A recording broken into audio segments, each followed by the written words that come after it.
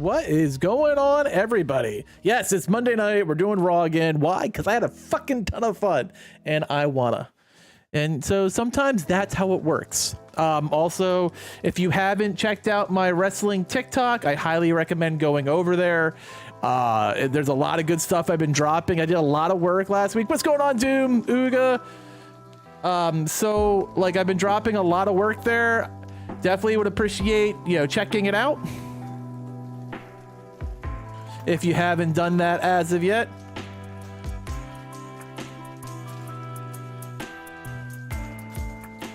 I mean, that's a good one to drop, the WWE one. How you doing, Vegeta?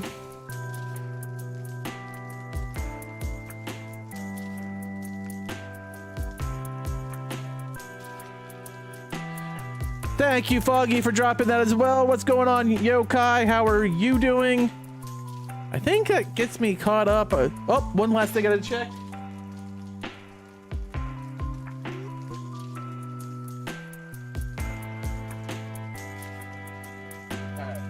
Sorry, I always tell you this because usually I have it working before that, but I have a laptop on the floor behind me that's always doing things. So I make sure that's working as well. Let me turn this music down. So basically it's the same as last week. Nick Cage skin tomorrow's an absolute W. Yeah, we'll be doing a video on that tomorrow. We'll also be talking on that video about Ashley J. Williams coming on Thursday to DVD Mobile. I'll just handle both of those at the exact same time. So I'm still doing content. I'm still doing all the things that I normally would. So if you enjoy this content, like I said, make sure you're checking out the TikTok. I just dropped a banger over there. So a lot of cool things. DVD stream tomorrow? No, it's Overwatch, the start of the new season. Tomorrow is 100% Overwatch.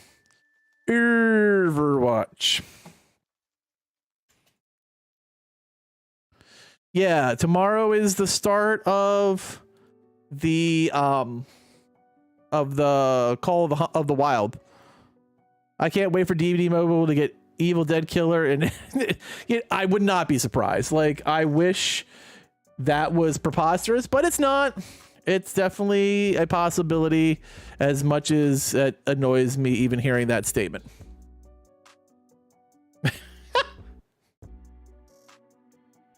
Fucking DVD Mobile is something else, I will say that. It is the absolute bane of my existence. Like, I don't know how to describe other than I absolutely loathe and detest it.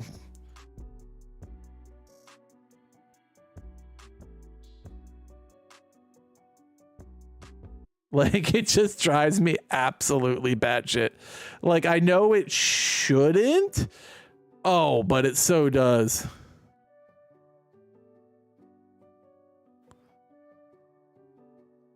What is going on, Twitter? Why are you being weird?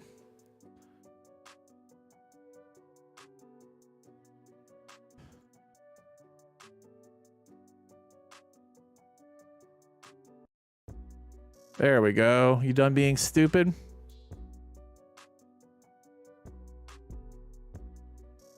All right, I think we got everything where we need it to be. Like, you have to admit it gets better content than it does. It's fucking annoying. It's just absolutely stupid. It makes me want to just like lose my marbles. All right, everything should be good now.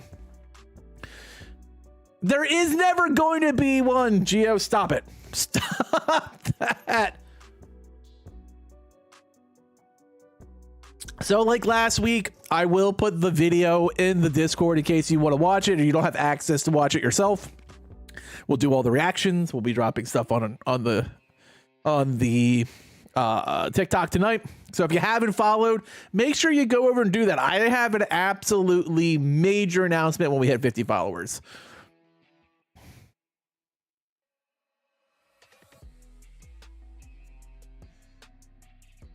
I mean, you're not wrong, Uga. Like, I wish that wasn't the case, but it is 100% accurate. Yeah, I'll be streaming the live into the what's it called? The the movie house, so that people can watch it if they need to. If they don't have access. I feel bad for the Rockstar. I didn't even know it leaked until you texted me. Like, until that happened, I had no idea. Like, how do you hold out a trailer for 87 years and then have it get leaked? Like, what happened there? It's been 87 years. I would think so. Like, I expect them to show up eventually in live in the main game. Bubba. Bubba.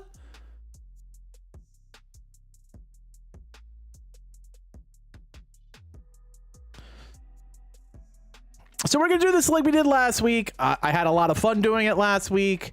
So basically, I haven't even seen it either. So what will happen is you'll see me. You'll hear the audio. If you need visual because you don't have access to USA on your own, you'll have to hop over into my Discord. If the mods could drop the Discord for those who may or may not have it. And then we'll just react to it as it goes along, and we'll make predictions. It will be a good time. I just dropped an absolute beast of a video on that TikTok. If you haven't gone over to it, it is exclamation WWE in the channel. I'm very proud of the video I just did. It was a 5-minute predictions for the Women's Royal Rumble. I predict 9 people that come back or don't come back, and I also in that video predicted the winner of the Women's Royal Rumble. So my thoughts are all out there now. So I know it's a little early, but let's be honest, there's no paid live event, or sorry, premium live event in December. So you kind of have to look at the Royal Rumble as the big ticket, right?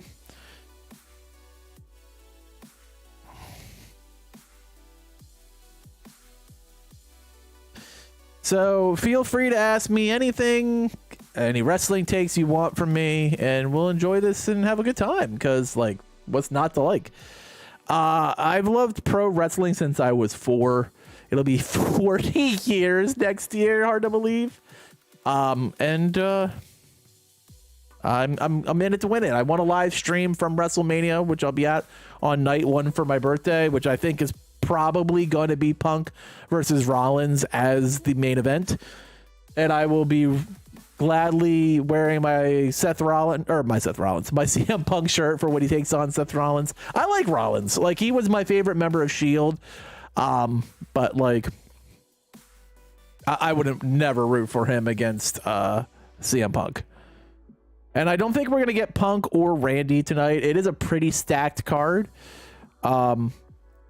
I hope it's a better crowd for DIY, because they were clearly not liked at all. Who's the worst wrestler of all time on pure wrestling ability, and why is it Hulk Hogan? Well, see, it's not. Like, have you ever seen Hogan in New Japan? He was really good. He just got fucking lazy. I've seen... I mean, let's be honest. The worst wrestler of all time based on ability is the Great Khali. Like, it's not even close. Like, Hogan's a dirtbag. Like, there's no doubt about it. No, it was. I'm still sitting here. So if I drop the beast of a poo, we're in trouble, good fella. We are in absolute trouble. GTA 6 is going to be released. Cyberpunk. I mean, it could be like Cyberpunk, but they've taken 47 years, so I hope it's good.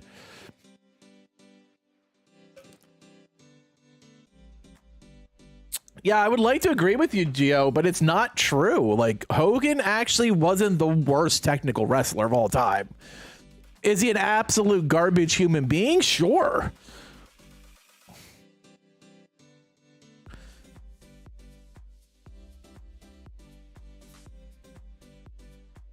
So, I can't agree with that. But yeah, so if you want to check that out, I did drop that beast of a poo video. He's up there, though. Yeah, like his chair hits might be the worst of all time. Those were freaking hilarious. Doink.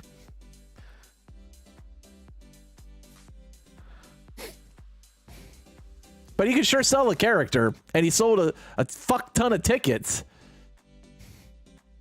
You hate Hogan? I get it. I mean, Hogan's a dirtbag. You better be able to go rob people in space. Like, if you've never seen a Hulk Hogan chair hit, they might be the funniest things in history. Bink. Like, no one was getting hurt by that.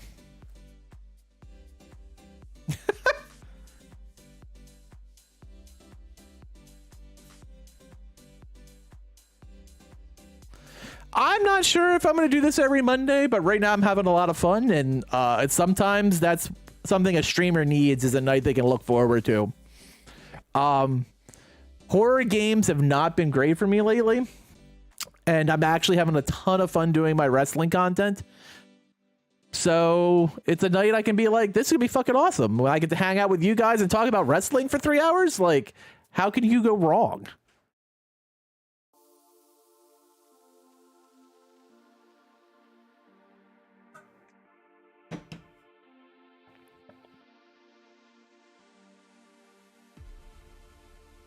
The ending is awful, Uga. Mid is even good enough to cover it. It is. Old head, get in the ring. Oh man, you don't want to see my skills. I have the body of Eddie Kingston and the wrestling skills of Hulk Hogan. It's gonna be terrible.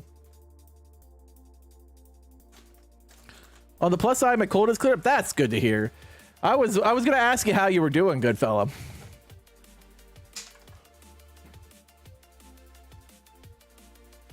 Yeah, you're not gonna like the ending of Demon Slayer. It's garbage.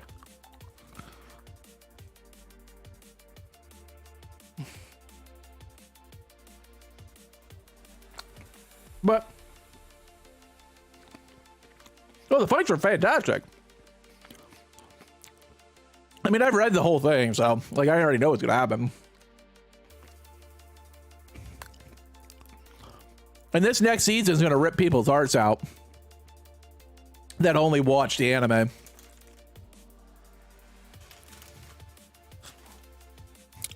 I'm glad to hear you're feeling better, good fella.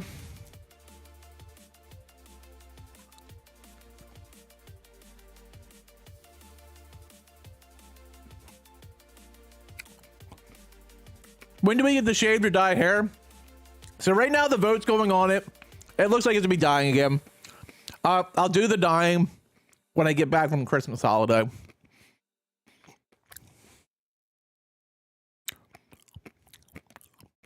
I think Punk signs that Raw next week.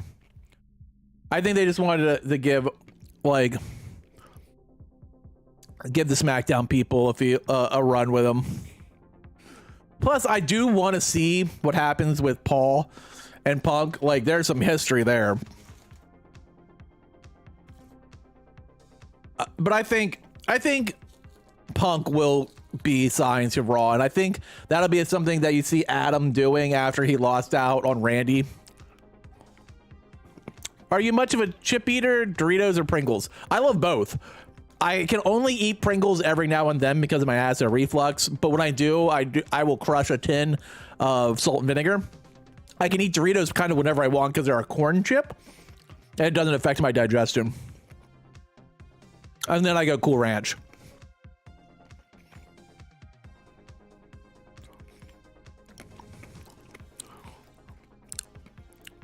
He's not going to wrestle the Rumble, let's be honest.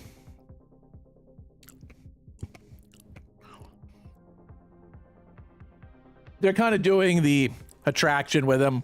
I think after the Rumble, he'll be full-time, but I don't think he wrestles before the Rumble.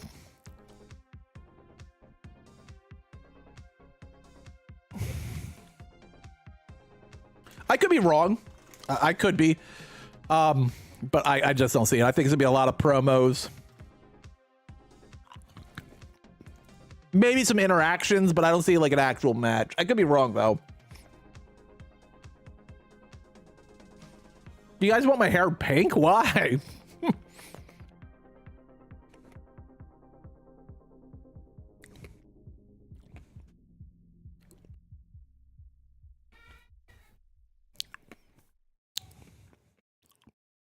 He's not here to make friends. He's here to make money.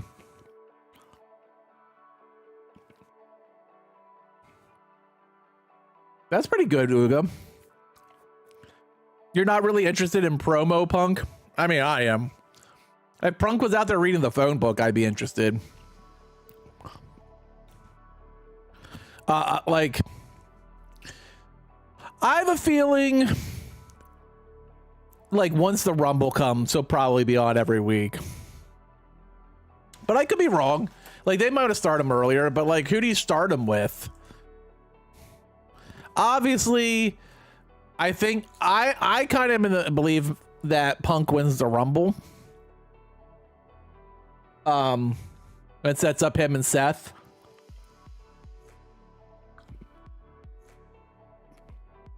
I mean, we all know the main events are going to be Punk and Rollins, Roman and Cody. Let's be honest, that's what's going to happen.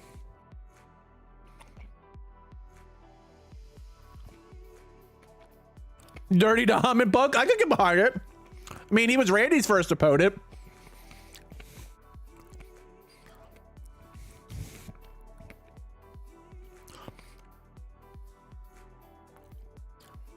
That'd be interesting, Uga. Dirty Dom has had an absolutely amazing year. And I'm going to say this right now. I think he has been the strongest part of Judgment Day. I know, you know, we had Priest win the Money in the Bank contract. Priest and Finn have won the tag belts. Rhea's been holding the women's championship for the entire year. I still think Dom has been the best part of Judgment Day, and I will not back down.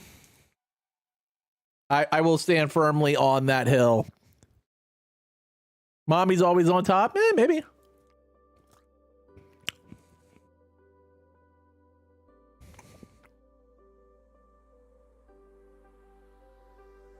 Gen perks for nerds. It just depends on what you want to do. I like some. I don't like others.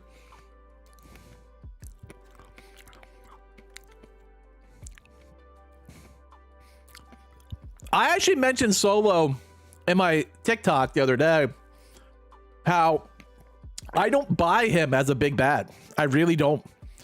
Like, I don't find, like, the Spike was fun in the early 2000s with the Omega because it was ridiculous. And that time of wrestling was just ridiculous. Like, I don't think the Spike, when you're basically just giving someone a thumbs up, is the most dangerous move in all of professional wrestling. Like, it doesn't do anything for me. Solo's mic skills are awful.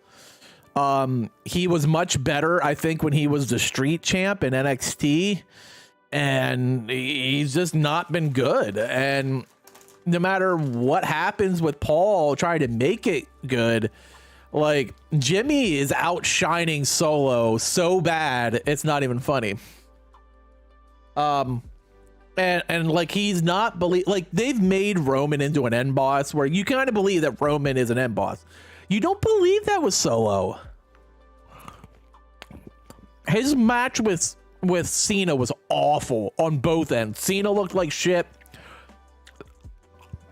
Solo was terrible. Like, it's not believable.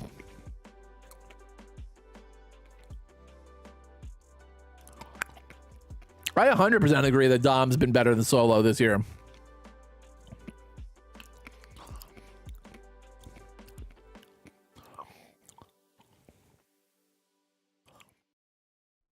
I'm not buying Solo.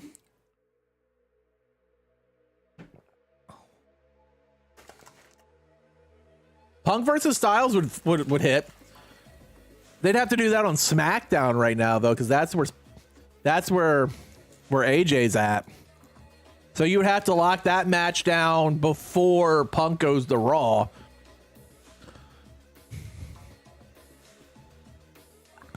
And is AJ back yet?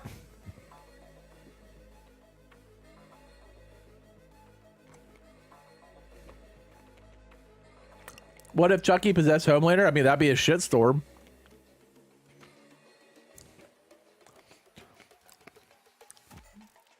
Here's a hot take. I'm not an AJ Styles fan. He's fine. I don't hate him. But I never watch an AJ match and go, that's it. Even like his feuds with Randy, there were some fun moments, but like AJ just never hits for me. And I know a lot of people love AJ Styles, but he's not my jam.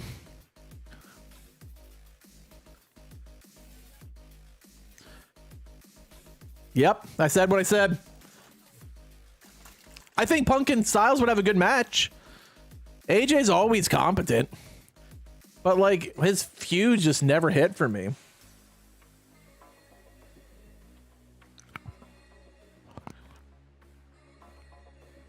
I thought AJ was much more entertaining when he was in NWA.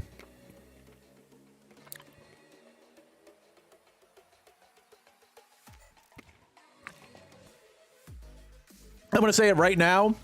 Short hair, cum shirt AJ was best AJ.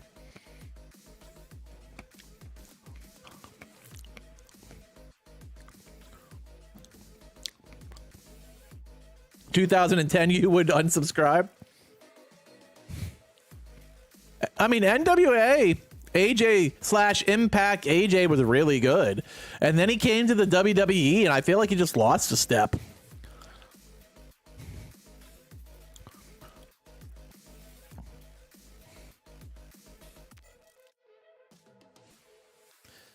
I know, I'm sure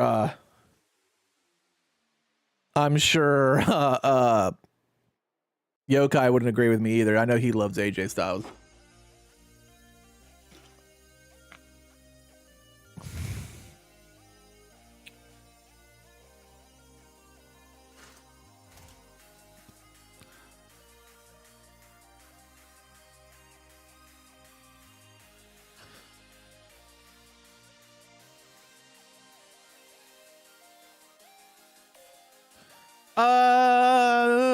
I think he would just probably use lasers, Uga.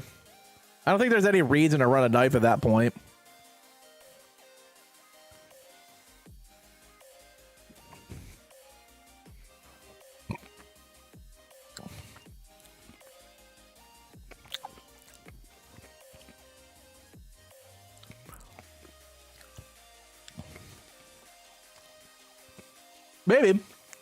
Maybe for fun. I don't know. There's never been ever since AJ's been in the WWE, maybe the first year was really good. But like after that first year when he got his first title, I just feel like he's kind of half-assed it most of the time. NXT Balor's second run was, you mean when he had the timer? You had to beat him in like 2 minutes or whatever it was? I think Balor's phenomenal, period. I'm a huge fan of Finn. And I don't care if it's regular Finn, whether it's the demon Finn Balor. Like, Finn's phenomenal. Probably a poor choice of words since we were talking about AJ Styles just a few seconds ago, but he's really, really good. I love Finn. I think Finn's better than AJ.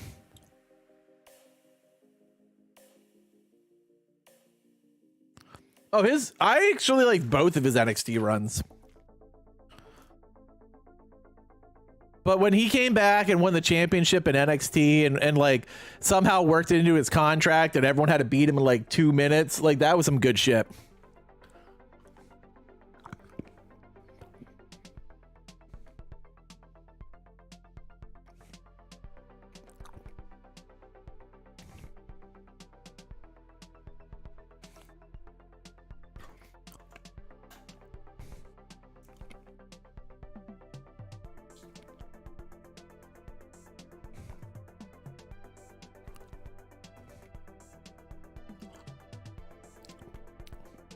I definitely prefer Finn as a heel too.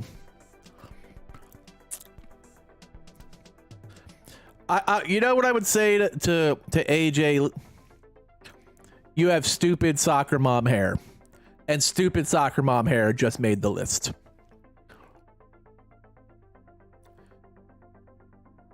Ooh. Why is it Braun Breaker? Baby Steiner? Are you talking about in NXT right now?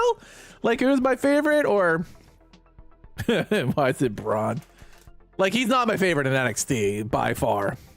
I think Braun would be on the main roster if he was half as good as his uncle on the mic. Like, he's getting washed in like mic offs with fucking Baron Corbin.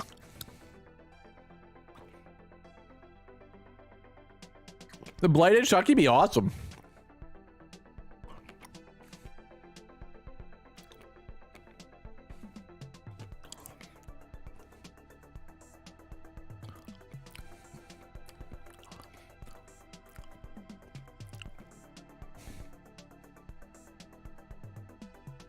I think Braun Breaker has the potential to be really good, and I feel like he's starting to find some footing with his new heel turn. I guess it's not new; it's a few months now, but I like him better as a heel than I did as a face, where he just barked like his dad.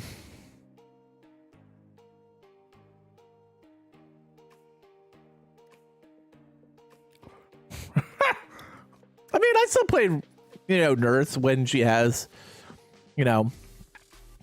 a ritual. Oh God, is Corbin still wrestling? Yeah, he's in NXT. He's like kind of like revitalizing himself down there.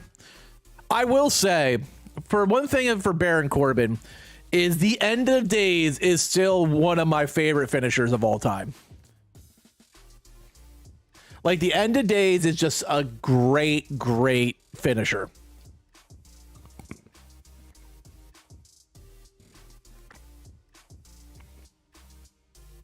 Do you like that Survivors Challenge match they do in it? It's okay.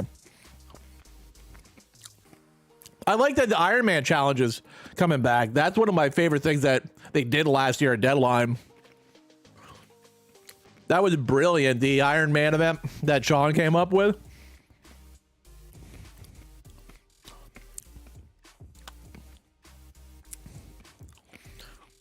The problem that NXT always has, and NXT puts on a hell of a show, is that they are still a developmental league.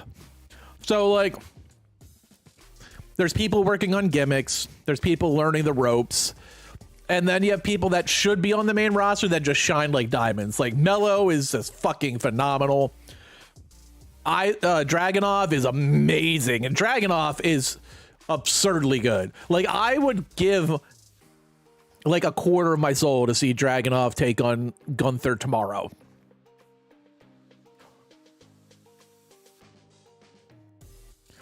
I mean, it made sense. Like, it's not really that hard. You get pinned or you tap out, you get 2 minutes in the box. Easy peasy. You get a point for the other person who does it. You come in like a Royal Rumble, you have your ticket. I mean, it makes sense. I like it. It wasn't given to him, Goodfellow. He created it. Baron Corbin created that with Dusty Rhodes at the Performance Center. That's his. The Great Khali, we never need the Great Khali back.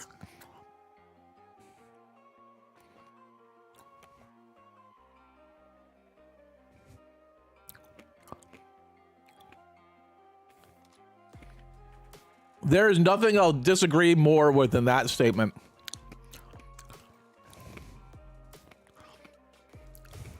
I get it.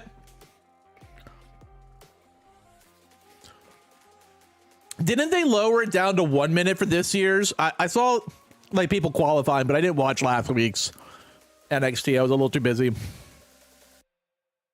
I think they lowered it to a 1 minute penalty this year.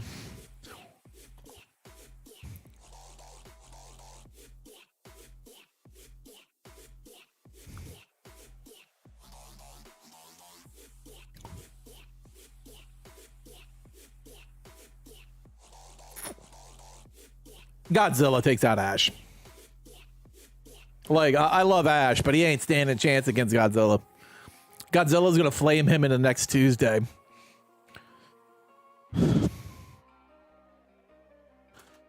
I was seeing like a promo for it the other day, and it looked like they had dropped it to 1 year. Laughed my ass off. What? Oh, let me talk about Godzilla versus Ash. It was a question.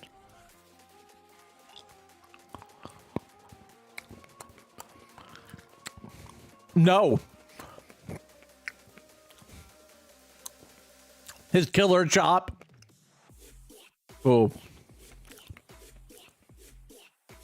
Are you talking about Minus, or are you talking about the one with Kong, Uga?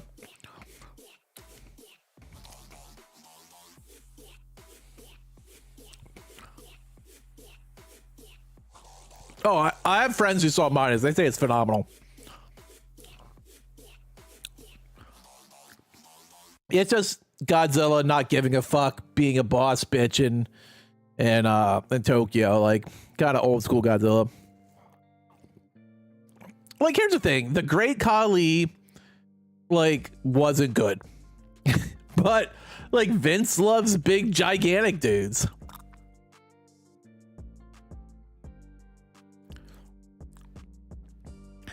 The WWE has made so much stride since Vince stepped aside, or was forced aside, I guess is probably a more accurate term.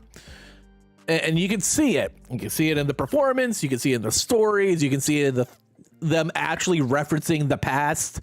Like, it's not like every episode of Raw or every episode of SmackDown is like its own individual universe that never has anything to do with anything else.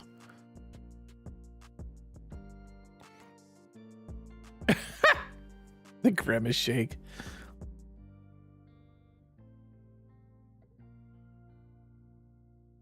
No, I'm not an Homo sapien either.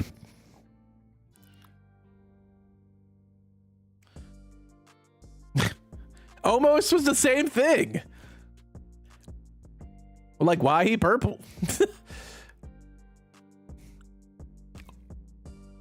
I think it's more pink than purple.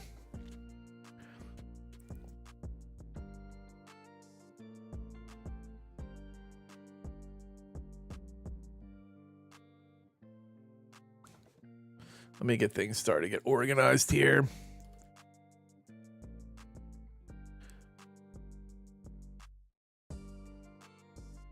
Turn the music off. We can transition right into Raw.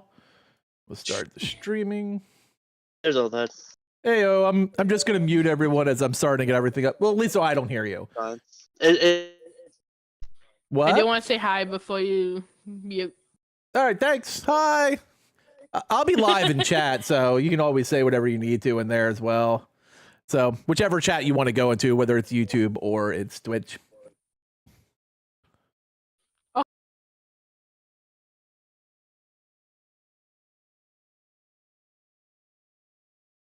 So to anyone in chat, I apologize for muting you. It's just so when I'm doing like, I want to be able to make sure that I have the ability to like just take straight clips.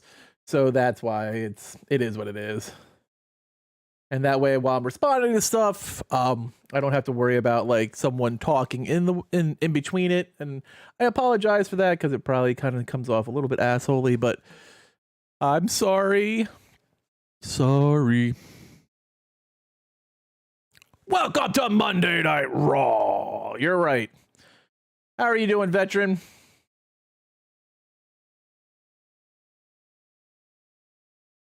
Twitch is the best side. I mean, probably. I mean, it just depends on whatever floats your boat, I guess. There's a lot less commercials because I don't have to do those with might want to mute yourself in Discord. I'm not coming through on my own side. So I don't have it, like, I won't get a reverb on, like, I didn't mute myself last time, but I can do that if you guys don't want to hear me. Gotcha. Let me just mute myself. You should be good now. Whoops. Yeah, I think I did mic myself. Adam Pierce is cooking. Why Kong got that Infinity Gauntlet? I don't know. I don't know why Kong has the Infinity Gauntlet. So, yeah, I'll have it live in the Discord again. I can't show the actual content, but I can, of course, let the audio run. So you get the feel of it. He stubbed his hand. Fair enough. Thanks, Foggy. I appreciate that.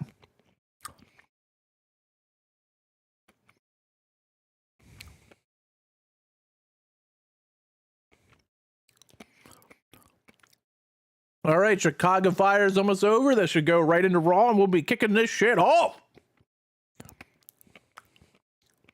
No, Sage. I know it leaked. I'll wait till they drop it. Then. Woo! Why'd they go back to the old opening? Oh, did they find they? I know it leaked, so it makes sense. I assumed Kong had carpal tunnel.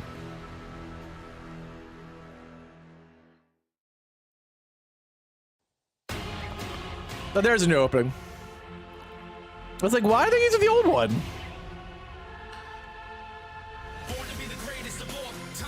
How long do you think until they work Punk into it?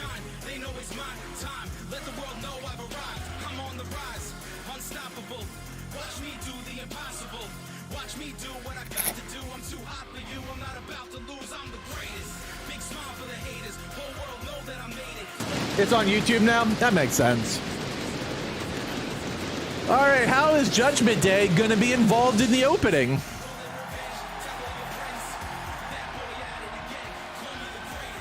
Maybe. You're looking live in the MVP Arena in Albany, New York.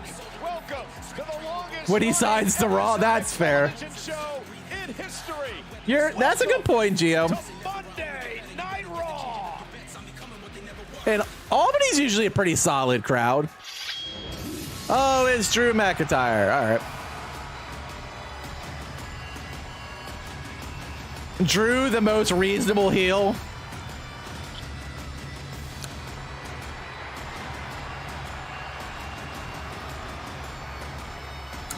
It should be on both.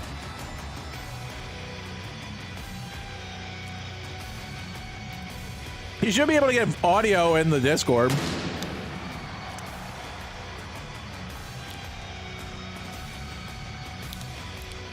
It won't loop back to me.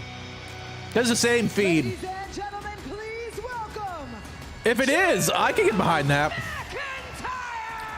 It's gonna be a banger. They always have great matches. Like Sami and Drew's lumberjack match was so good. Main event, Jey Uso. He goes after his first singles championship in Jey versus Seth freaking Rollins. Like, I don't know if anyone remembers Sami and Drew's lumberjack match, but that was a burner. And the reunion of DIY has caused a downturn in the fortunes of Imperium, according to Gunther. That ends tonight as his men face Ciampa and Gargano in 2 out of 3 falls tag action. And the dangerous Nia Jax has been on a rampage, Oh, goody. squashing anyone in the locker room who dares step up to her. The Queen of Spades, Shayna Baszler, looks to tap out the irresistible force and prove who really is the top. I think dog Drew in the interferes. tonight. Jay wins by DQ. Seth's not dropping the title in Raw.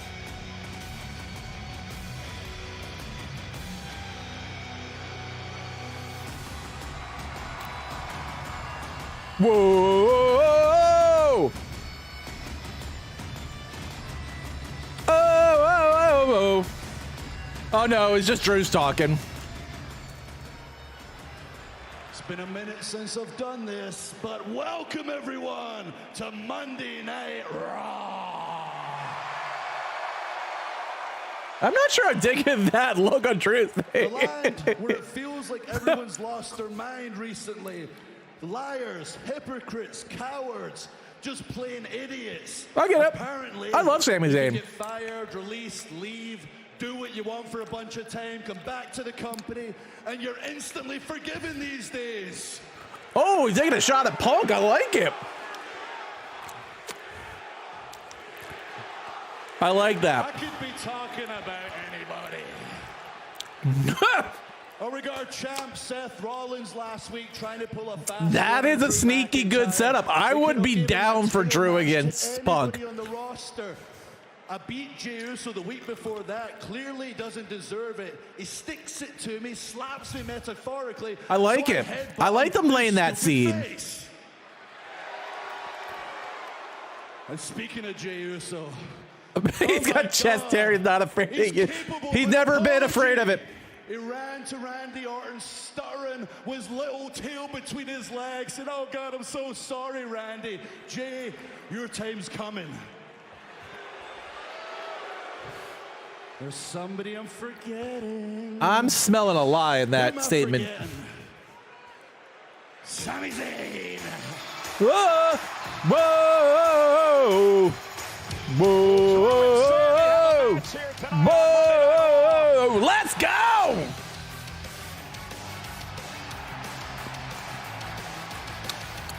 Sami is still so over. I love it.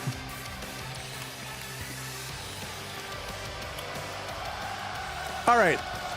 Why has heel, I guess we're not calling him a heel yet, realistic Drew McIntyre not going back to Broken Dreams? Let's go. Make it happen.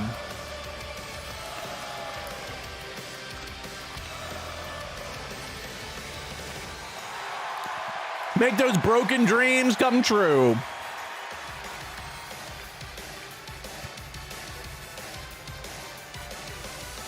Is Sami just gonna sit on the buckles and talk to him? Yep.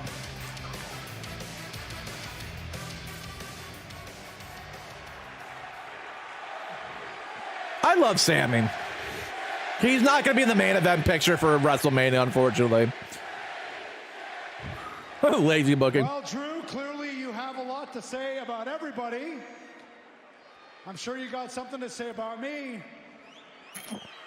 You may as well say it right to my face.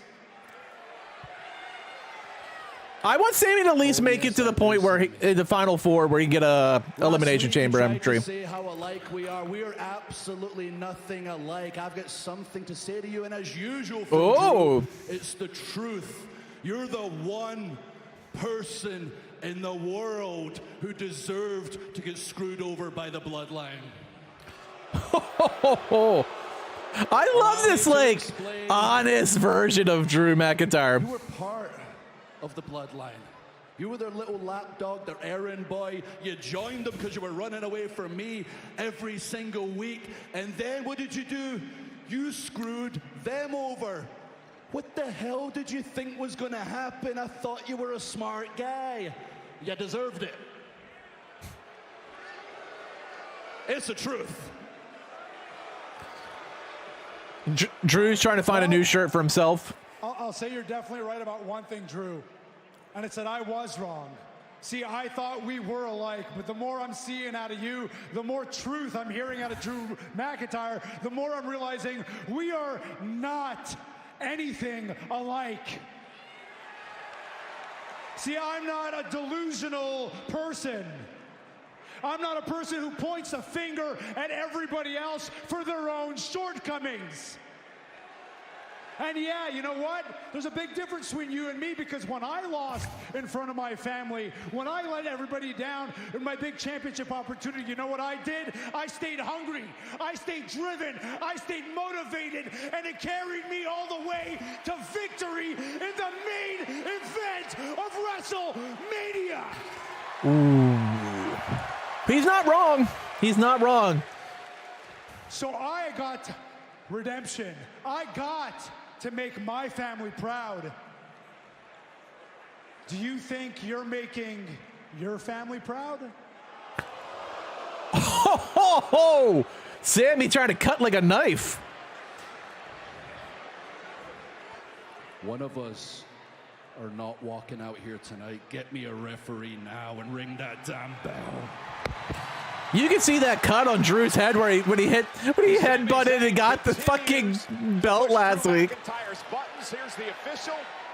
They are going to open with this. Let's go. Bring up Drew McIntyre's family. That is a raw nerve and a bad move from Sami Zayn.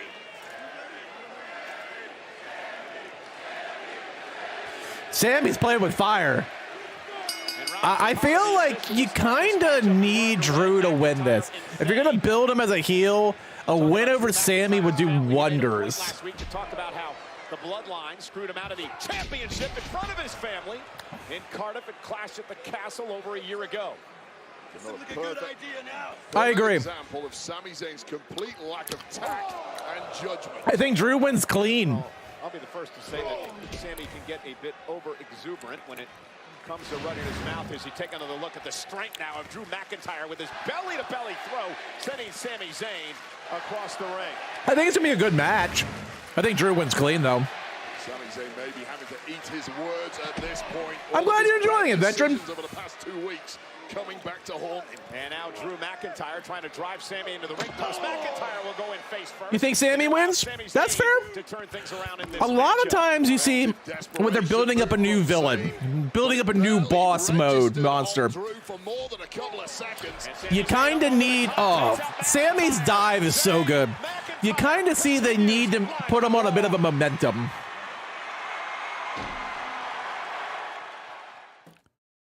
And I think we're gonna see Drew win because they need.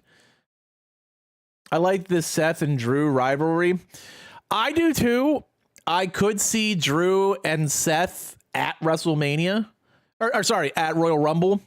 I think it's probably gonna be Randy and Roman at the Rumble too. Oh, how dare you, Gio? It made me watch some AEW. Like, I watched AEW during the Punk time, and then those little bitches, the fucking Elite, had to be all, wah. I said what I said.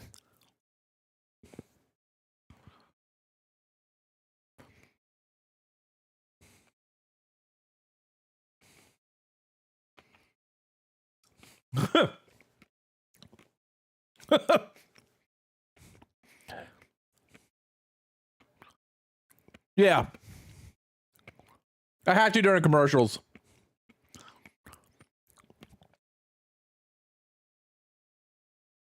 Yeah, I'll turn it right back as soon as we get it. What are you eating tonight? The same thing I'm always eating.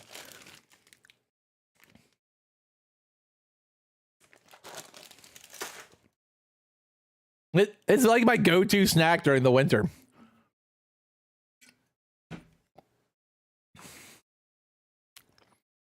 Yeah, I love that shit.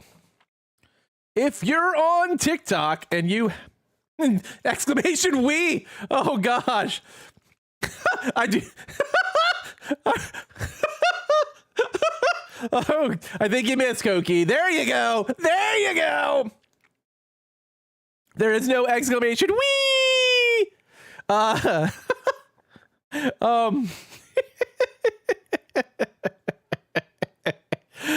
If you're on TikTok and you enjoy wrestling content, make sure you hit my TikTok up. Follow at 50. We are gonna be giving away some awesome information. I like candy corn in October. Oh, good lord, candy corn is fucking awful. I still have some somewhere around here. So you got the red hoodie on, now you need a blue one on Friday nights? Nice. Yeah, I've been wearing the red hoodie, like, for the most part when I've been filming most of this stuff so far. Maybe that's my look. Red hoodie and a Majin Vegeta hat.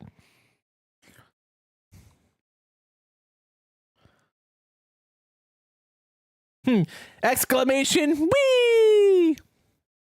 It's like the really young Ric Flair. Wee!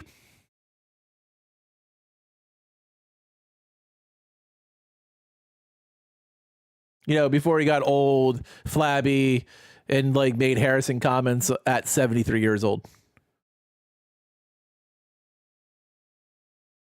Capacity crowd tonight in New York State's capital city, Albany, New York. This is Monday Night Raw. The match to kick off the show, Drew McIntyre versus Drew McIntyre, who literally went off the deep end last week when he found out that Jey Uso and not himself would get a crack at the world title tonight against Seth Rollins. Yeah, McIntyre said that he let himself down at Crown Jewel and decided to go to... I mean, I know he went to AEW. Like, I don't blame him for that. Take that bag. He said never again. And now Sami Zayn reversed into the barricade. Well, on top of the barricade, great pass. Let's go, Sami! And turns it into a moonsault, which knocks down McIntyre. Yeah, I don't care. I'm always amazed by Sami's agility. What you can do with that kind of movement from Sami Zayn. Yeah, Sami Zayn last week tried to talk some sense. Yeah! Drew McIntyre, he said, stop blaming everyone else for your troubles. Clumsy timing. Did it not and a work? Complete lack of self-awareness once again from Sami Zayn. When McIntyre was in Do I have to check channel points? Keep clear. And There should be a thing for it. One of the things I've noticed about McIntyre, and I've known him a long time, is he's become increasingly paranoid in the past. Let me try it now. I think I actually had it muted. Make sure the narrative matches bang what he thinks. Right now he's twisting the body of Sami Zayn, but I've got to pull you up on that. It's not paranoid when McIntyre, for example, has been left off the recent Royal Rumble poster. Did you see it? Yeah, of course I saw it. 22 faces on that poster. McIntyre's not on there. Are you trying to tell me there's 22 biggest stars than Drew McIntyre in WWE? Hey, listen, there's a number of stars that aren't on that poster, Wade. There's The Miz, who's a former WWE champion. Kofi Kingston's a former WWE champion as well. Well, Ron apparently worked. Drew McIntyre has formerly won a Royal Rumble. I don't believe any of the aforementioned. Well, we know that part works. I'll check. That's the difference. I'll be able to check it in a minute. I'll probably wait till the commercial break. Oh, I guess it's And I can have it redeemed. You can have your points redeemed for you, veteran. And make sure it's worth. There it is. All right, I did fix it. Woo! Oh, goodness. All right, I did fix it. I thought I did. I appreciate the attempt, Koki, to check, but yeah, that was a sound alert, not a trigger fire. Competitors, and that right there, a big boot to the ear of Sami Zayn as McIntyre. Oh, the old step on the foot. Oh, the ankles. Let's slow down that high flying of Drew McIntyre. Eat the candy corn? No way. If you want to make me eat candy corn, it's going to be like $25, Uga. How he deciphers the narrative. Just disgusting. I think he's deciphering it very well indeed. Accurately, he's looking at the cold, hard facts. He's about the only one that is around here. Sami Zayn now with a boot to the face of McIntyre. I will admit, Drew has some arguments to be made. And, oh, Zayn comes off the ropes now with an elbow. And now Sami Zayn looking to rally, and I believe Sami. Oh, fighting words. Knee a bit. He came down hard. You see him come up with a bit of a limp. Yeah, either the knee or the ankle on that left leg. He's struggling a little, but there's all fight left in Sami Zayn. He isn't going down easy. McIntyre trying to lift the. Oh. Get him up, Sami! Scotsman off his feet. Not able to do it. McIntyre, though, trying to counter with a suplex of his own. Bad tactical error there from Zayn. Trying to lift the big Scotsman. This is more like it, though. And again, you saw Sami favor the leg as he came down on it again. And Sami's hurting. And Sami not one to complain, however, as he turns his attention to McIntyre. Suplex by Sami. Correction immediately. As soon as possible for more than one reason. And this is where he may have tweaked something. It does look Sammy's like selling the hell out of these ankles. And he lands awkwardly. Ankle on his landing, maybe rolled it slightly, and trying to fight McIntyre with a bomb wheel is incredibly difficult and dangerous. I mean, you at least got yourself a little bit out of it. I'm not sure you're all the way there, good fella. Has Drew noticed it yet? Now Sami Zayn. Drew McIntyre. Zayn, nice tilt-a-whirl into a DDT for Zayn. Cover now. Hook of the leg for the win. McIntyre at 2. I will say one thing.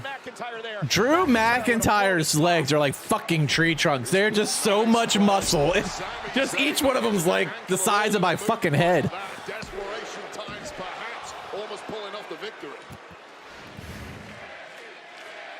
And a Sami chance from this capacity crowd here tonight in Albany. He still fell over though. Sami going up. It's odd seeing this many over faces. Oh, belly to belly throw. Into a belly to belly by McIntyre. Complete tide turner there from Oh. God. He said Sami so far. I think he ended up in SmackDown. Former Royal Rumble winner with a neck breaker. Now they sleepy. Both men giving it everything. And then time for a kip up. And a kip up by McIntyre, always impressive. McIntyre is not that sleepy. He's ready to count to 3. Wait, he's the Ultimate Warrior. Bum, bum, bum, bum, bum, bum, bum, bum, bum, bum, bum. You hear the reaction from the WWE fans, and Sami Zayn going to take advantage. McIntyre knocked over the top rope. Simply cannot be showboating when you're in the ring with somebody as good as Sami Zayn. I'm not quite sure if it was showboating or was upset over the reaction by the audience here. And now, Oh, dear Lord. Sami Zayn. By God, he's got a family. Oh, Jesus. He just skipped Sami Zayn like a fucking pebble across the lake. My God. Holy cow.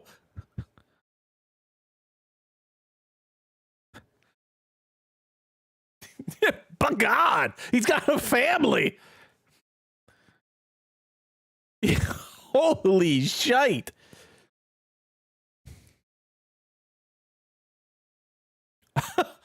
Oh my gosh, that looked painful. Like there was no regard. He just tossed Sami like a little bag of flour over his shoulder. Ow. That hurt my Xmas ball balls. You know Sami's gonna feel that one tomorrow. There's no ifs, ands, or buts about it. Foggy with the gift sub to Goodfella. By God, that man has a family, you sick son of a bitch. You got my reference.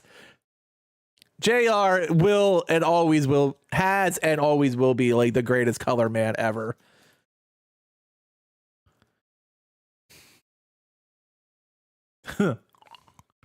Thank you for the gift sub, Foggy. The Scots gifting to the Brits. You should have always loved the Scots. They're good people.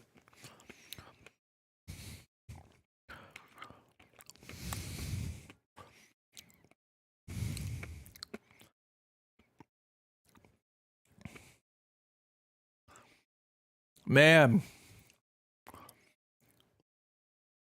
That was some absolute disregard for Sami Zayn. I'm kind of like starting to like heel Drew, or however you want to refer to him as, because like we all know Drew's not thinking of himself as a heel. He's like thinking himself as a realist. And that's the best part. It's kind of this like Lex Luthor approach where I am not the villain. I'm right. You guys are all just stupid. Yeah, Scotch is amazing. I love Scotch. Scotchy, Scotchy, Scotch. Scotch in my belly.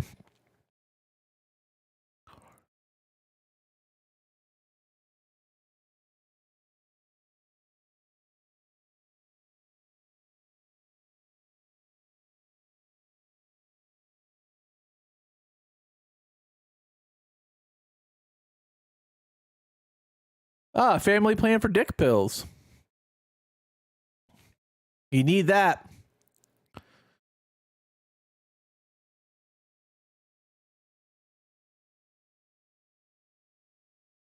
All right, we should be coming back. Nope, that's a... Oh, I guess we're just going to plug Law & Order. Wait, Law & Order is Jover? Oh my gosh. This Saturday. The deadline, I can shape my future when I become... Oh, that's right. Corbin's taking off Dragunov? You want NXT Championship match? You got it. Ilya Dragunov, Baron Corbin for the NXT Championship. The Cardiac Kid overcomes the odds again. Dirty Dominic Mysterio, Wes Lee for the North American Championship.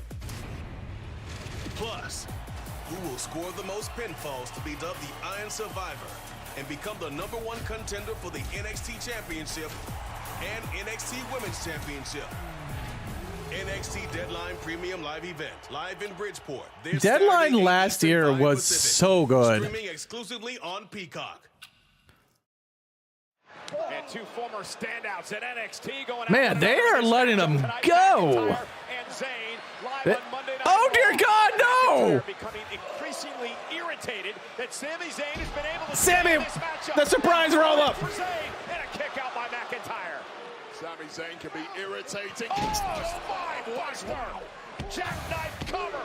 Zayn still in Oh it. my God, that spine buster. Sami Zayn's body. McIntyre Oh, pick up powerbomb? Powerbomb. And again, Sami Zayn. I thought that was 3.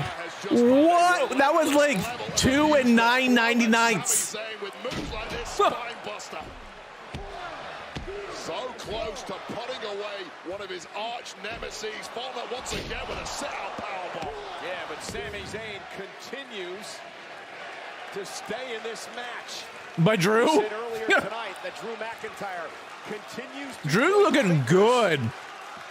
Pointing fingers, yeah, he should be pointing fingers. Sami Zayn was one of the members of the Bloodline who made Drew's life hell about 16, 17 months ago. That straight power into a sit-down powerbomb looked really nice. Okay, he was an honorary Oos. He was attacking Drew. He was an honorary. McIntyre with Sami on his shoulders, and Is he gonna give a white noise? McIntyre gonna climb the ropes here. He is. Warrior, Sami Zayn. Looked like he might be going for white noise. He was trying to pull a page out of Sheamus's book. Sheamus does it well. Oh, snap! Powerbomb! For the win and a kick out by McIntyre. Sammy's sneaky. Out of nowhere, Sami Zayn managing to bounce back and throw something in the Wade, direction pump of the brakes. We can't use out of nowhere now on Raw anymore. Pulls out that almost grabbing. It was like 2.5. It was a clean 2.5. Showing his medal tonight again. He vowed a couple of months ago to prove to the world that he deserves to be in the main event here on Monday Night Raw after the breakup of his team with Kevin Owens when KO was drafted over to SmackDown. Sami Zayn taking a full body beat down through this one, barely able to stand. I love that they've gone a half an hour with this match. Like, Raw is just going to be like this main event. This is the entire first hour. Blue Thunder ain't happening. It's not happening.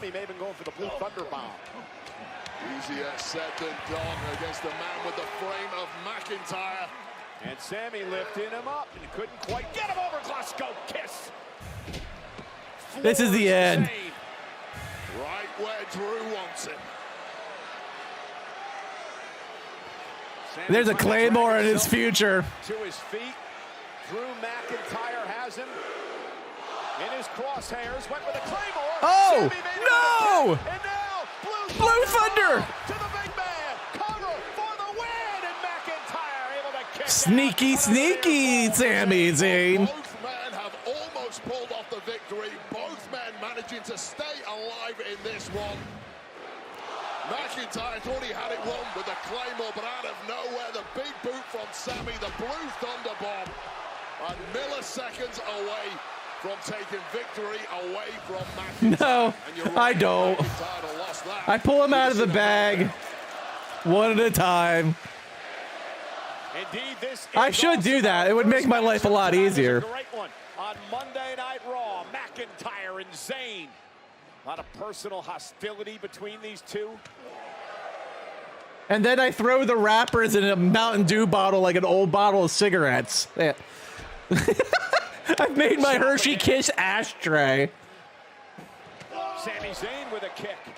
Oh! In there. Come on, Sami. Smart against McIntyre in a slugfest. That's exactly what Zayn did. Oh, and again. Oh no, the ankles have given out. Tweaked it earlier tonight. No. Again on that leapfrog. Must have felt like thunderbolt shooting up his entire leg there. The official trying to back McIntyre off, and Sami Zayn met him with the right hand. Zayn can barely defend himself. Now McIntyre sent over the top rope to the floor. Sami Zayn. No, Sami. Don't do it to yourself. High reward. That is a Sami Zayn's mindset, but he can't even stand at the leg. You can't build up momentum on one leg. It's impossible. McIntyre. Drew's gonna kill him. The official checking with Zayn to see if he's able to go. McIntyre! Oh! Back of the knee. Yeah, there's that compassion that McIntyre Oh God! got rid of.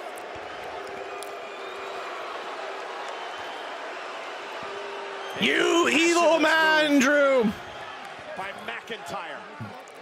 With a chop block. Angel on one shoulder, a devil on the other. Claymore!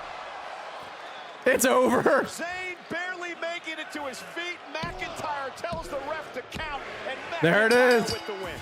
I love this ending. Like, you're seeing the change in Drew. Like, I absolutely love this ending. I said it was going to be clean. I love how they did hamper Sami to make it look like he was kind of injured. But we knew this was coming. Like, you're building up Drew as the big bad. Yep. Amazing half an hour of wrestling.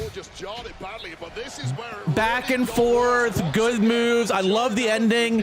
It makes it show that there's no more compassion, no more weakness in Drew McIntyre. You see it here with this chop block. Depends on the chocolate, good fella.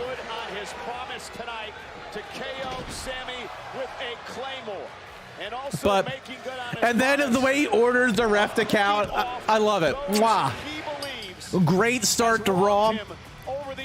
Send a message, build up Drew. Now he's demanding to have his hand raised. I love it. On my time.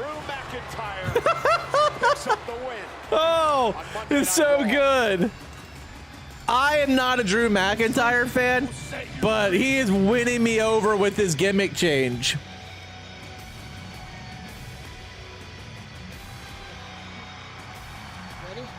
Excuse me, Shayna. I'm sorry for interrupting, Zoe, but tonight you faced your former partner, Nia Jax. Look, Byron, I have one goal tonight. That was a very good match. It was me that put Nia on the shelf 2 years ago by breaking her arm. Tonight, I'm going to remind her of that. Limb by limb.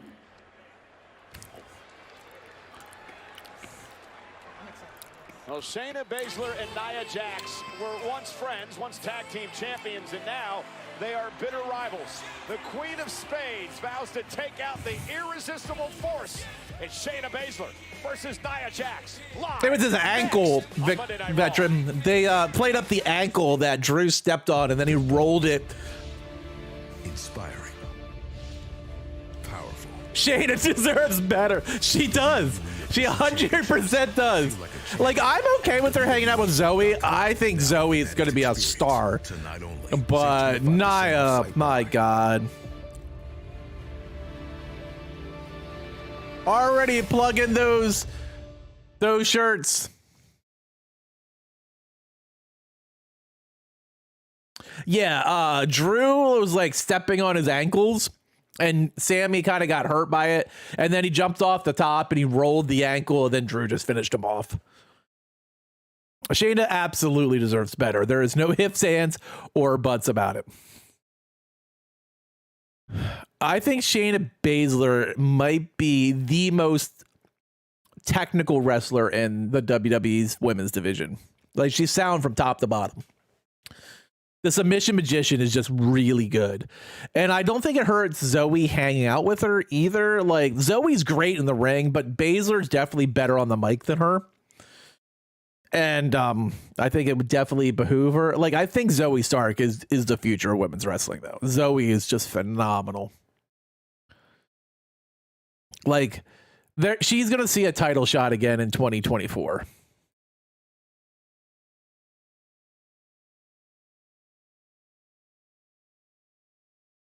Make her a monster heel. You don't like her as a face?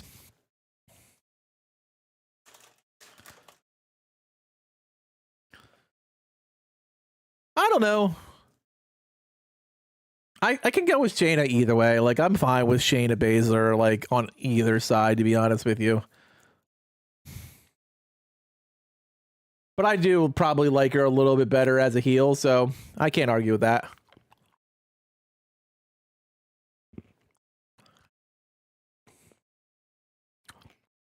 You mean their NXT theme? Her NXT theme was really good.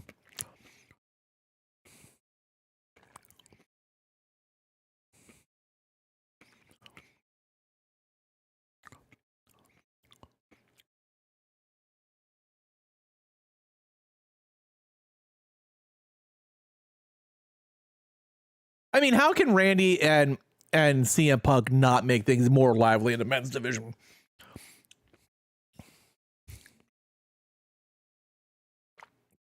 I'll be honest, the person I'm most excited about seeing, I think Julia is going to be very interesting in the women's division. I'm down for Julia Kyrie again.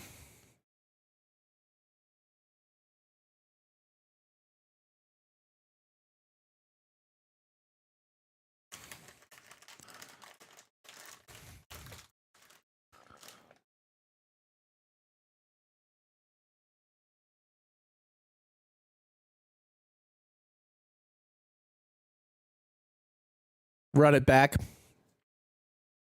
The women's division is really good right now. I do think they need to stop having Damage Control take so many L's.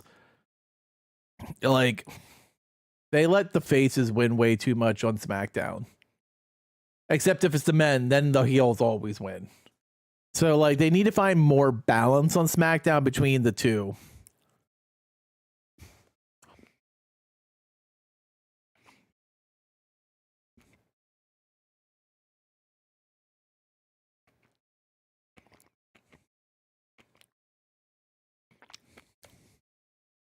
And I'm so honored to be a part of it once again. Yeah, there's going to be a lot of troops there at the show because the Army-Navy football game is taking place the next day just up the road in Foxborough. Yeah, America's game going to be quite the event. And tonight we have quite the main event on Monday Night Raw. Seth freaking Rollins defends the World Heavyweight Championship against Jey Uso, a prolific tag team champion. But tonight, looking to win the main event Jey. Singles Championship. He's not going to win. They call him main event. Oh, Jey Uso promo. I thought I'd never be able to do again. A few months ago, I had the chance to dethrone the tribal chief. Spare the Roman! He's gonna do it! And become the WWE Undisputed Universal Champion. The reign is over! That moment was ripped away from me by the one man that I love the most in this world. My day one. My own twin brother. Man, that I mean, it's got to be coming in WrestleMania, right? Like, at some point, Jimmy and Jey are going to collide. I had to walk away. I'm out of WWE. Doses. Doses. I was done. Then Cody came for me. Until I got a call from Cody Rhodes. Please welcome your newest member of the Monday Night Raw roster, main event, Jey Uso. He told me I just can't quit, man. It's your time to have a fresh start on your own, Uso. Be your own man, Uso. Create your own legacy, Uso. And the more I thought about it, the more I realized he was right, Uso. My whole life, I've been fighting for other people, right? For Roman, for my brothers, for my father. From here on out, can't type. For me now. I got sticky fingers sometimes too. Before the bloodline, before record-breaking reigns. The longest reigning tag team champions in the history of WWE. Before the Uso Penitentiary, before the day one, before the dance, before the face paint, before FCW, before these long-ass training nights, before making money, being broke, there was just me, Oos. So Seth Rollins, I know you about game. You fought against me, you fought with me. Hey Seth, tonight though, you fighting one individual who's starving and who's ready to eat, Oos. You gonna find out real soon, Oos. Because it's a good one. I love this promo package they put together for him. And it also lays a lot of foundation for Jimmy and Jey later. They call me main event Jey Uso. Yeet. There's a lot going on in that package, not just preparing for him versus Seth. I love this, what they are doing. Can he do it? Can he win the World Heavyweight title? He takes on Seth freaking Rollins in our main event live tonight on Raw. As you can see behind me, Sami Zayn being looked at by WWE medical staff. I'm hoping he might be able to give us an update on his Oh no! He's being attacked in the back by Drew McIntyre. This is getting much darker. You think we compare each other? You want to compare? I'm nothing like you. Nothing like you. Look me in the eye. Look at me. Look at me. Nothing like you. You brought this on yourself. Oh. Oh my God, Drew is losing it. No.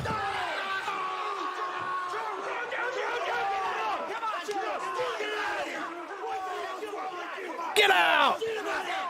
Nice of you to show up, Adam. Oh, they are really taking Drew down a dark path. People can't stop talking about his. I have to admit, I really like it. Wrestling is so funny. You talk about my family, I step on your leg.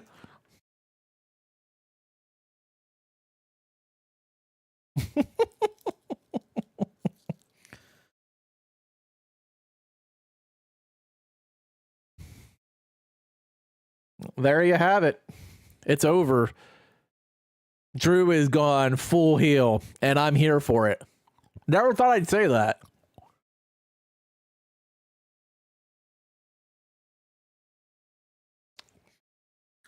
It's always weird to me when I get interested by a wrestler who, before their gimmick change or their story change, never gave a shit about. Like, I've never, in all the years, whether it was the first time or it was the second time when he came back, never cared about Drew McIntyre.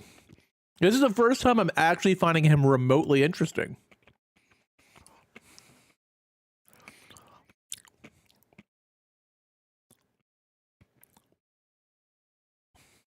Two commercial laters, no Shayna. No, we got Sami getting kicked literally while he was down, and we got a really good Jey Uso promo package.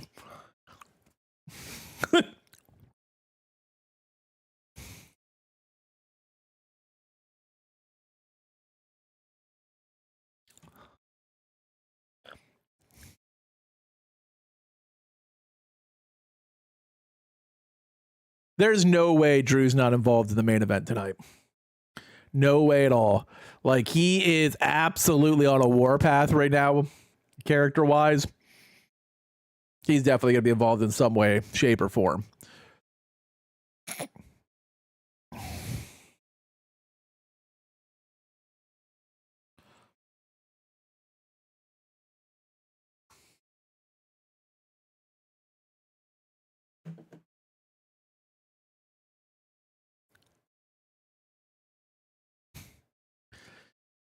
I'm assuming they'll come back with Shayna and Nia for Shayna to get squished by Nia, because they're still building her back up as the biggest biggest demon in the league. My hole might be my favorite Nia Jax moment ever. Like, that was some funny shit. The second favorite is when Randy Orton RKO'd her in the Royal Rumble. Was that like 2015? It was a long time ago. I have to look that up. Does anyone remember what year Randy RKO'd Nia?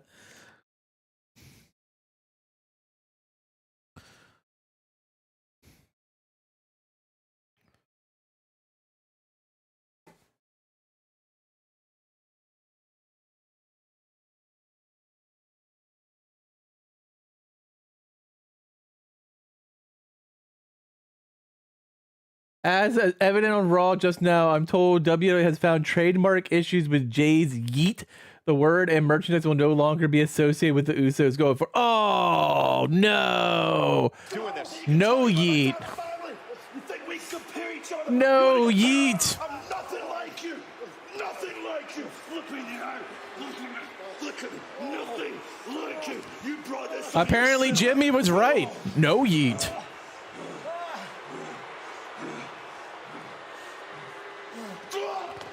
Gwah!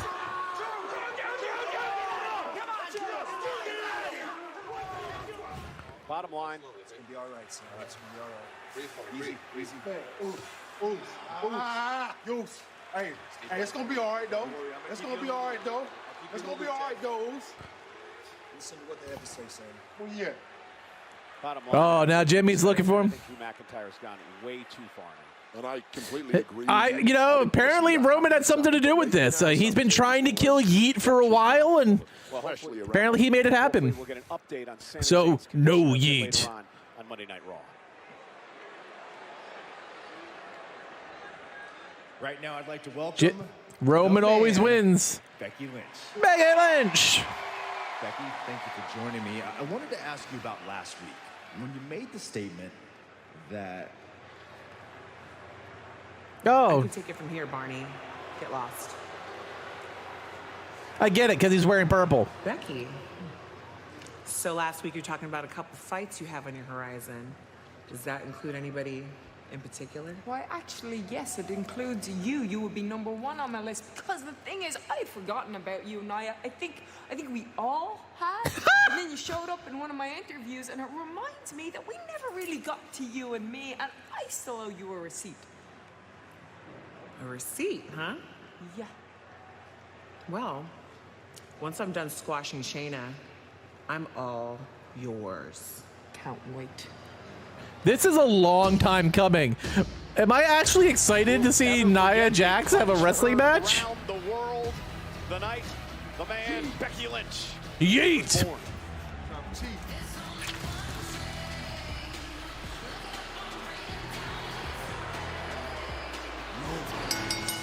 No yeet indeed, Jimmy. Introducing first from San Diego, California, Nia Jax. You know, I made a flippant remark to Nia Jax. Sorry, Becky. Like, I'm just talking about like this You're much. trying to make friends around here, are you? But she looked at me with that glare and said, "No, what do I care?" She sounds a bit like Michael Cole. He doesn't make many friends. Nia does suck. You're not wrong. She's not here to make friends. She's here to make money. And her opponent from Sioux Falls, South Dakota, Shayna Baszler. Shayna Baszler, a two-time Baze is about the job that Nia Jax. Speaking of NXT, this coming Are we ready for it? Bridgeport, Connecticut, streaming live on Peacock. It is NXT Deadline. A number of huge matches, including for the NXT Championship, Ilya Dragunov against Baron Corbin. There's your boy, good fella. And Nia Jax were once women's tag team champions, not once, but Baron twice. Corbin. They have falling out. Shayna Baszler broke Nia Jax's arm. Nia would finally return to WWE Wade with a vengeance. Well, we just heard Becky Lynch talking about receipts. Maybe Nia Jax has a receipt of her own on her mind right now for Shayna Baszler. Oh, Shayna's gonna get smashed. Damn near unstoppable since arriving on the scene here in WWE. So if you're Shayna Baszler, what do you do to try to knock off Jax tonight? Well, first of all, you've got to try and keep your distance because Deadline's if Jax gets her arguably hands their on you in best. close proximity, you simply do not Their have best. an answer for the size and I have such a hard time saying PLE. I was about to say pay-per-view, but it's a premium live event. Right idea from the off, taking a couple of shots and strikes at Nia Jax, but immediately shrugging those off is the irresistible force. And Shayna using to use her quickness as she delivers. Man, the knee always sounds so square. It's sold so well by frickin' Shayna Baszler. Yeah, and I'll tell you this, you're asking me about strategy. I know she times the slap really well, but it's so good. And look at this now, Shayna trying to once again hyperextend that arm of Nia Jax, but Nia Listen, with the power. when I was a kid, they were all pay-per-views. There was 4 a year, and you paid $50 for them. So now, like, I know they're PLEs now, but I have a hard time transitioning to that. In the corner, but the power of Jax was too much, and it just got shrugged off. And now Nia Jax with Baszler bounce right off our announce table. Nose first, may I add. Listen, we know Shayna is going to lose. I just hope she doesn't get hurt. That's what I hope with a Nia Jax match. Women's division. And now powering Shayna up on her shoulders, and Shayna fighting back, and now driving spine. My hole! Post. goes Nia. Got to figure out small My hole. opportunities against someone like Nia Jax. You're not going to be presented with many opportunities. Baszler was smart enough to pounce when that opportunity was there. Nia, and look at Baszler now focusing on the arm of Nia Jax, an arm that we mentioned Baszler broke a couple of years ago. Baszler still shrugging off the effects of that face into our table. Oh, and look at Nia Jax. Nice speedy movement from Nia Jax. Cat-like reflexes. The legs of Baszler. Pulling her arm out. You can't stop the speed and agility of Nia Jax. Kicked off. Oh, and a leg drop across the back of the neck. Nia's taken over.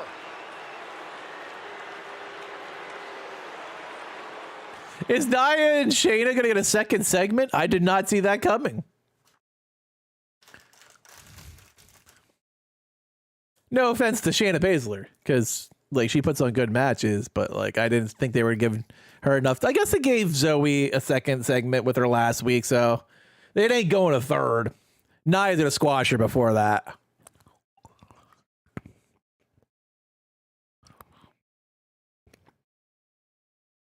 But Nia's from the royal family.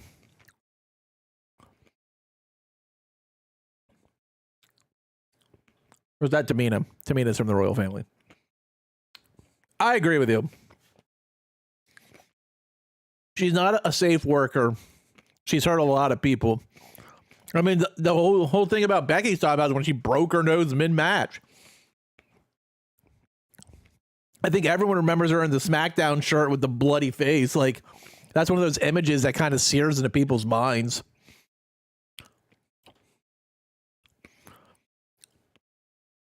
So I guess it was no yeet.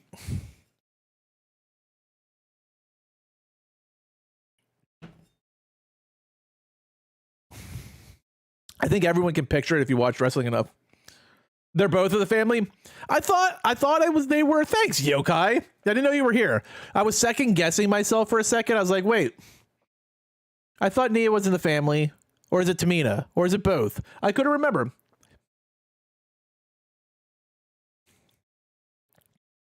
Thank you. I appreciate that. It did. Becky made it work. But I'm just saying it's a moment that everyone remembers.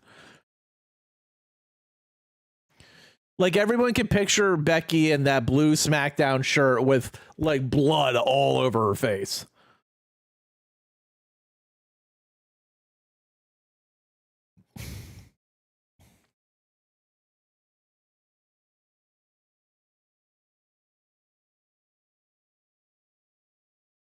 Yokai, did you just get here? I was throwing AJ slander earlier and you didn't say anything, so I wasn't sure you were actually in the chat.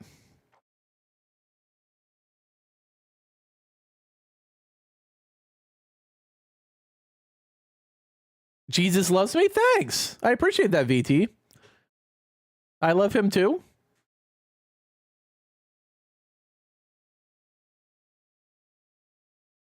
Da-da-da.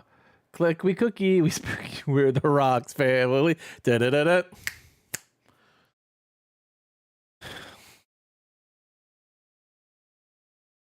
You were playing with Sonata on Fortnite? Yeet!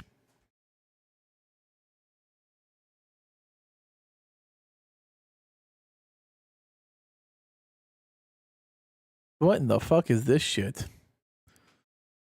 House of Villains? What is this nonsense that they put on sometimes? USA be wildin'. And we are back live on Monday Night Raw, and Wade, Nia Jax has been dominating Shayna Baszler during the I did not say that, Gio. Those are lies and slander. I never said that. Opportunity to cause some real damage to that neck and throat of Shayna Baszler, and did not hesitate. Baszler has been in wow. ever since. Now Shayna trying to crawl back into this, creating some space, so she's going to go to work on Nia Jax. Use her quickness. Great collie. I said what I said. Fair enough. That's it. Great Khali is better. I'll say it right now. For Nia Jax to completely take all That the chop was out of the sails better than the Styles. Now driving Baszler's shoulder first. Better than the phenomenal forearm. Shayna Baszler is one of the baddest women in the history of WWE, and right now Jax is making this look easy. Nia Jax now in driving My hole. face off the post. You're sandwiched against the cold steel. It's over. And Nia, a pin and a kick out by Baszler at 2. Yeah, just finish her off, Baszler Nia. really just needs to give up at this point. I know it's not in her soul to ever do that. It may be that the referee has to jump in. And the thing about Nia Jax, Wade, is this is a much different Nia Jax than her first run here in WWE. Yeah, I'll tell you this about Nia Jax. The only time I've seen her slow down since returning is in multi-women matchups. What are we mad about? My AJ Styles WWE dislike, or my great even went as far as saying rate Khali versus Cena as a 7-star match. You can't see me. Constant kickouts are just making Nia more angry. Yeah, and I'm feeling bad for Shayna Baszler, a woman who has maimed other opponents in the past, is now on the receiving end of such treatment. Again, Nia Jax. Yeah, there was 140 moves of doom in that match by Cena. It was amazing. 7 stars. Nagi out of the corner, and Shayna again trying to create space, trying to fight back. Hats off to Baszler for still giving it everything she's got. Boo this man. Boo! She's as dangerous as they come. There's a reason she's called the submission magician. Really as tough as they come too. Nia missed wildly though, and Samoa dropped to Baszler. Hiss. Oh man. This crowd turned on me. I just tell the truth. I'm like Drew McIntyre. Several months ago. Steamrollering through the entire division. Yeah, but Baszler able to roll out of harm's way there. And now driving Nia back of her neck into the bottom. Oh, that looked good. Now Shayna Baszler may have an opportunity. And get Nia Jax off her feet. You have an opportunity. You're right, Cole. This has to be it, but I don't know if Baszler has it in her at this point to even capitalize. Nia Jax on her knee, running knee again by Baszler for the win here. Hooks the leg of Nia. Yeah, Yokai was like, I've had enough of this conversation. I'm out of here. Cheekbones of Jax that has put other women on the shelf in hospital before. Not enough to put away the irresistible force. He's like, nope, I'm not even doing this. I'm going back to Fortnite. She's been put through the ringer so far in this match by Nia Jax, but Baszler, tremendous physical. He's gonna use that great Khali skin in Fortnite. Save die attitude of Shayna Baszler. Now delivering the kicks to Nia Jax. Well-placed kicks by Baszler. Nia, though, grabbing the leg momentarily, and that last kick may have knocked Nia for a loop. Right to the temple, already back. Maybe not. Nia quickly back to her feet. An avalanche of humanity. I appreciate it, Gio. And now Nia with that running senton. Cover for the win. Baszler somehow still in the match, and Nia can't believe it. I will say Nia always has the best faces with the kick out, though. I will give her that. Error from Baszler as we see once again this overwhelming power and force of the irresistible force herself, Nia Jackson. This means one thing, Cole. It means it's squashing time. And Nia Jax with Baszler where she wants her. Climbing up to the second rope. Shayna Baszler, though, able to make it back to her feet. And now ankle lock applied to Nia. Nia has to come down off the ropes.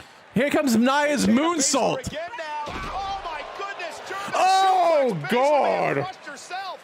Elevated off the second rope. I don't think that's how that was supposed to happen. Baszler may have got some of that landing. Unfortunately, that's why she's not able to pounce on a pin, trying to shake it off in the corner. Desperation move by Shayna Baszler. Will it pay off? Watch again. Oh. German suplex by Baszler. She's got a head full of asshole. And now the Karafuda locked in. The submission hold. Shayna Baszler's made famous. Karafuda clutch. Locked in on Jax. She's got her full body weight on the back of Nia. Nia appears to be fading. Jax trying her best to get out of this one. Perhaps scramble to the ropes. Powering her way out. Collapsing. And now Shayna Baszler trying to lock it in good. What a story. Oh, that's because the stream is Live. Twitch is always about 2 seconds behind. Back to a vertical base, trying drives Baszler into the mat. Crushing the pelvis, crushing the midsection of Shayna Baszler. Yeah, that's completely normal. Of the dice from the Queen of Yeah, so if I'm streaming the video and audio into the Discord, it's coming straight from my PC right in. Twitch, though, is always like a couple of seconds behind. Nia now to the second rope. Smush.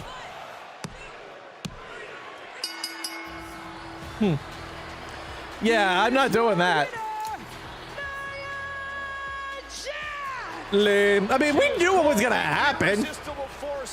Like, I love Shayna, but she wasn't gonna win this match. Nearly unstoppable since coming back. She was gonna catch the hole. Name the biggest, name the baddest women in that division. Suck it, Nia. Jax is week by week taking them all out. It wasn't happening. The man. Okay. There's that begging music. You know, Becky Lynch said it earlier tonight, Wade, that an old wound had been reopened when Nia Jax returned to WWE. Wait, is she coming to claim that receipt? Yeah, run, Nia. Says, not tonight. Nia Jax has just been in a war with Shayna Baszler. I don't blame her. We're going to get in a fight with a man, Becky Lynch. You need to be at I like it. 100%. Nia Jax is smart enough to understand that. Hey, look, it is. Nia Jax said on my time. Well, ladies and Nia Jax is like, I don't want any part of that. is still talking about one of the greatest returns in WWE history, that of CM Punk.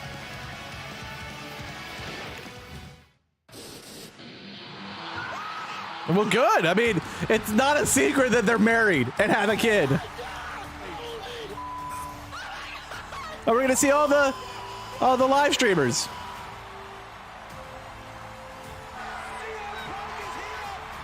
CM Punk?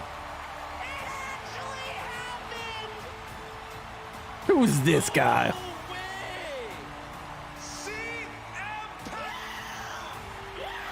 He's new. You wouldn't know him. He went to a different school.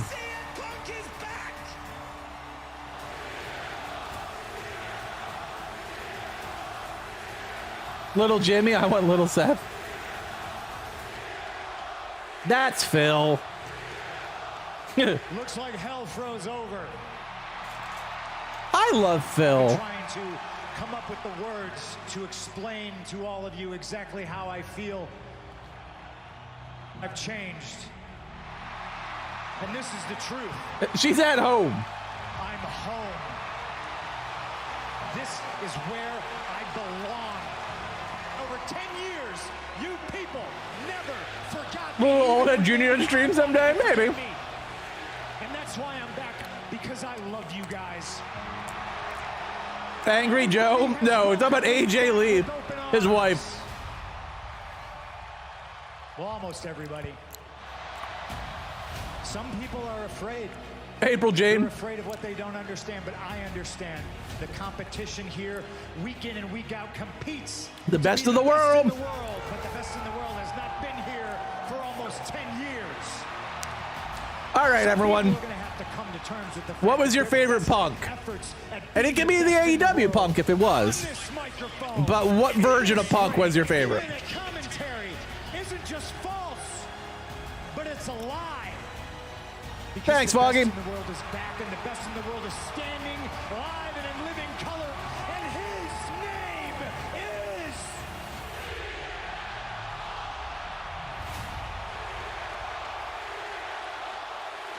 And he is now one of the most sought-after free agents in WWE history. The question is, what brand will he end up on? What general manager will offer the most lucrative opportunities for his career? The one that took the WWE 2011 to 2012 Punk? Pre-Straight Edge Society? We have done good. You'll feel great. I did. Andy! Rooting for you, but good luck. Appreciate No, that. you don't need Two. it. You don't need Two it. wins back to back. He's absolutely staying on Raw. Jill, look at this lovely couple over there. Yeah, no, you're right. It's a lovely couple of losers. I mean, best of the world. Really embarrassing though. When Pretty hard to beat. I did. New Nexus was probably my least favorite Punk. See boys out there. I did love Straight Edge Society though. Gio, tonight is really important. Any Punk version that beat Cena, there was a lot of Mess those. this up for me, okay? I got it. I hope you do too.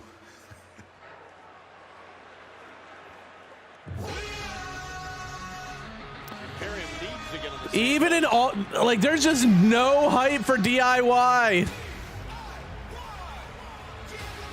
It is quiet as a fucking church mouse in here.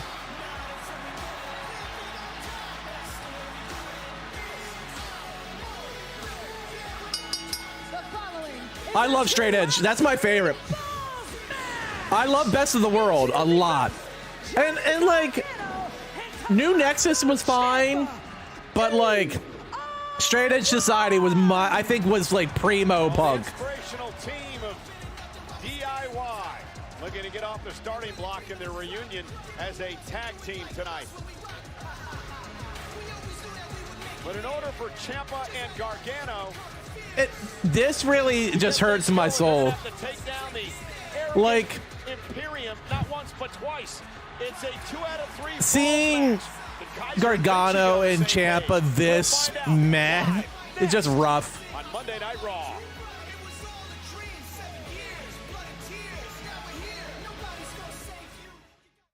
So, Tyler Bates back. Let's go.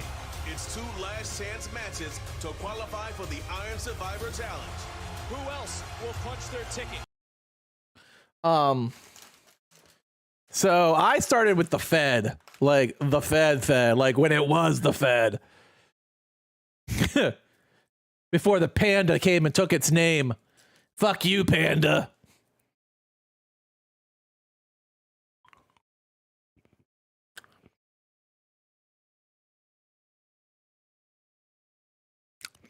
You know, ring up. So if I wouldn't have to go with so he'll probably be on strike soon? What? The strike's over, good fella. Are you talking about Cena?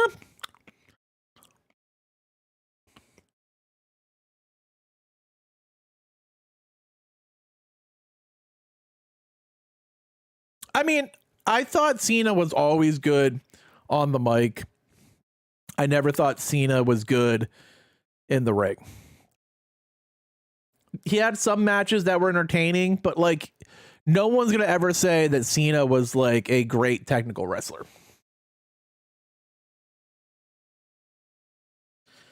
Ring of Honor Punk was amazing.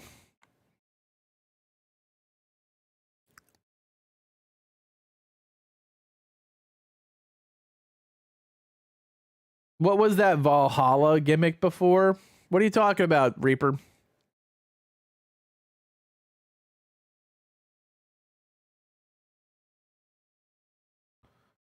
Are you talking about like, are you talking about the Viking Raiders?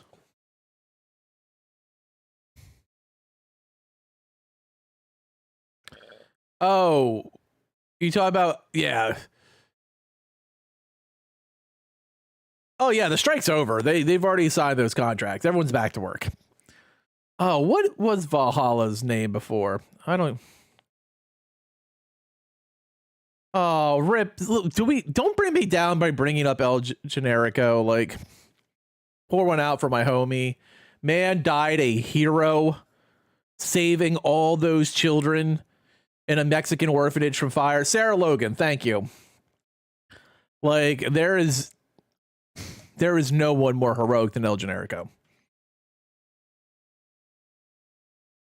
The way he adopted Sammy, brought him in, You know, as a Syrian refugee. Man was an absolute hero. I hope he's still helping orphans. Like, I thought he died in that fire.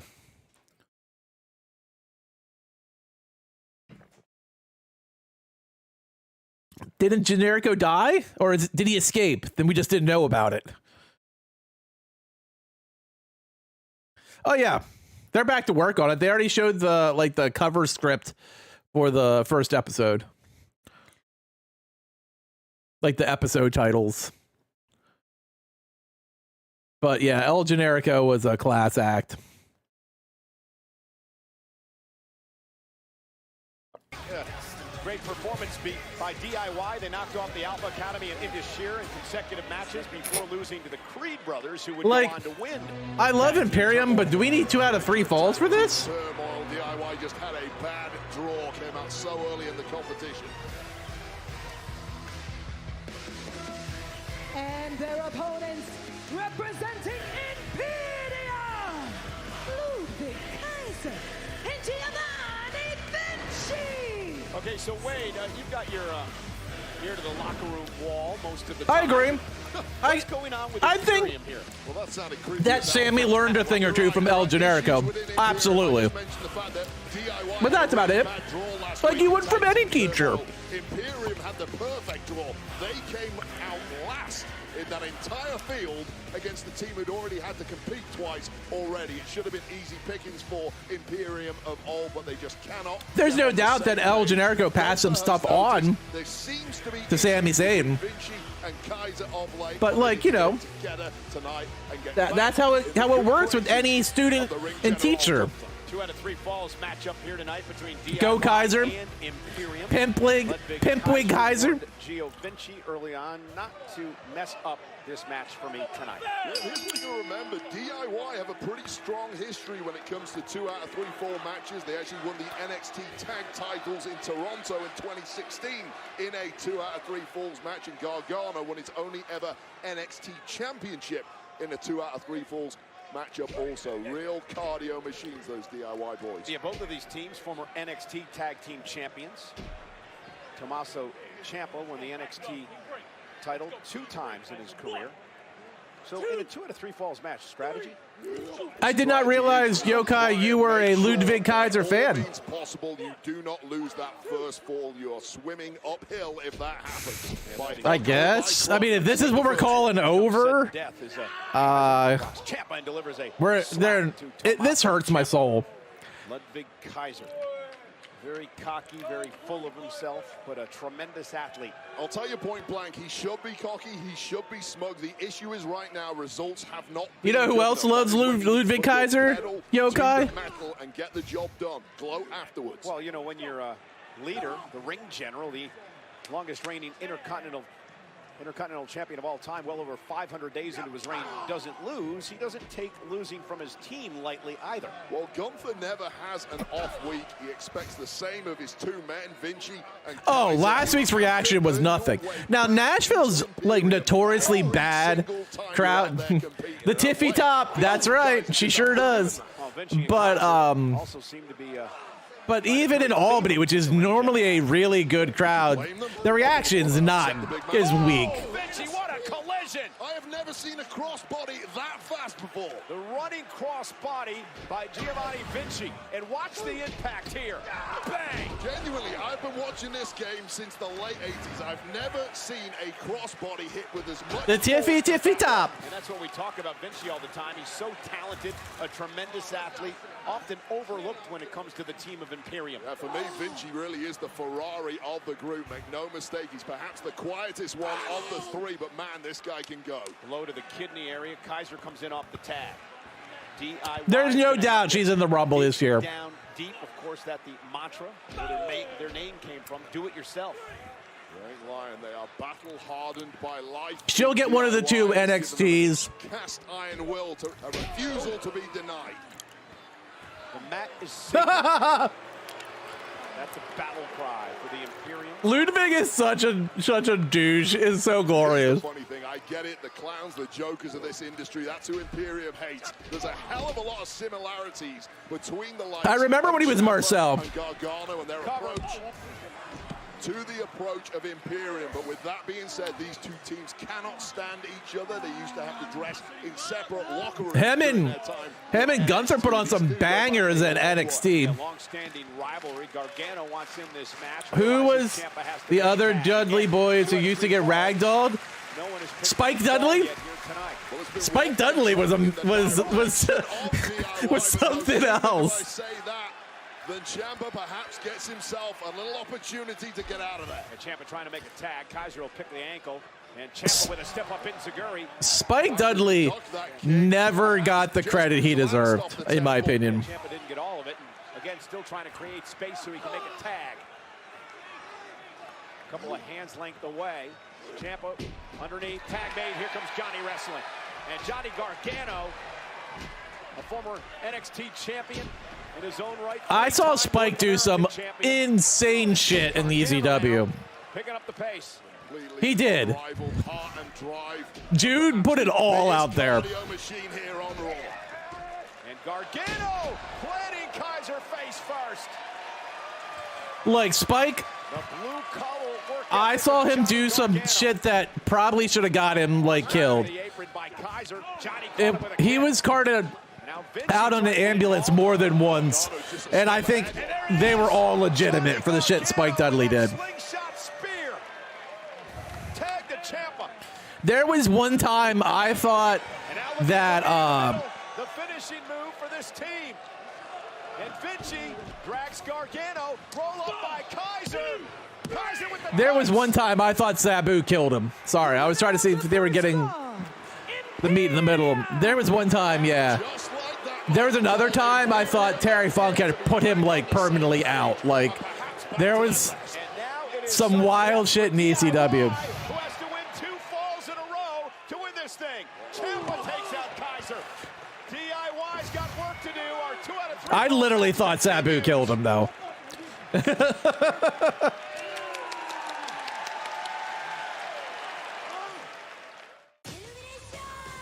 Here we go.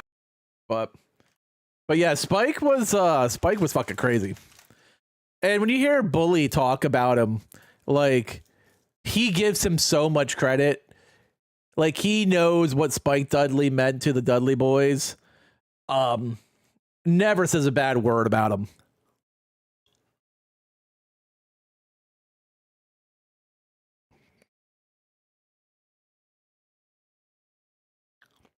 Yep. I thought Sabu killed him. I was there for that. I was like, oh my God, Spike's dead.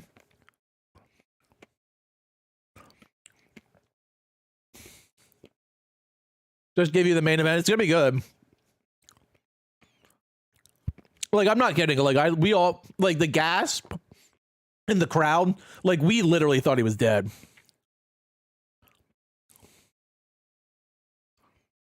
No, that's what, it's there for people who don't have access to it live. Veteran, I completely understand that. Like, I remember that moment with Sabu. Like, the audience knew he was in so much trouble.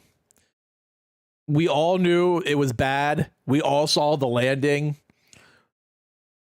Like, Joey, I remember Joey standing up and, like, you could see the color just drain out of his face. I think he thought he was dead.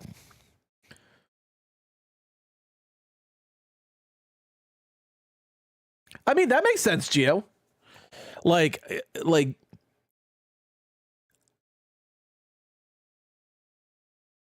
yeah, absolutely. You don't have to hang out. I mean, I'm not talking to anyone in the Discord because I'll be taking clips from this and putting it on my TikTok.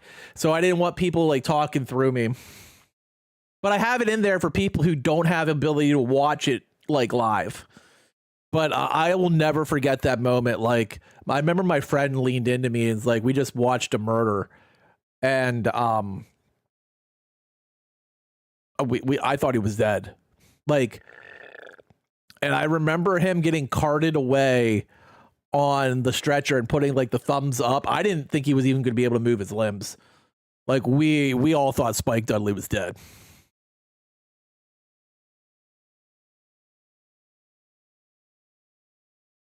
Like, it was such a bad drop. And everyone knew it. Like, Devon was crying. Like, literally crying, like 3 feet from me.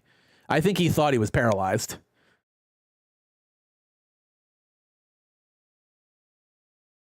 Like, I was, like, right by Devon. And, like, he was, like, literally crying.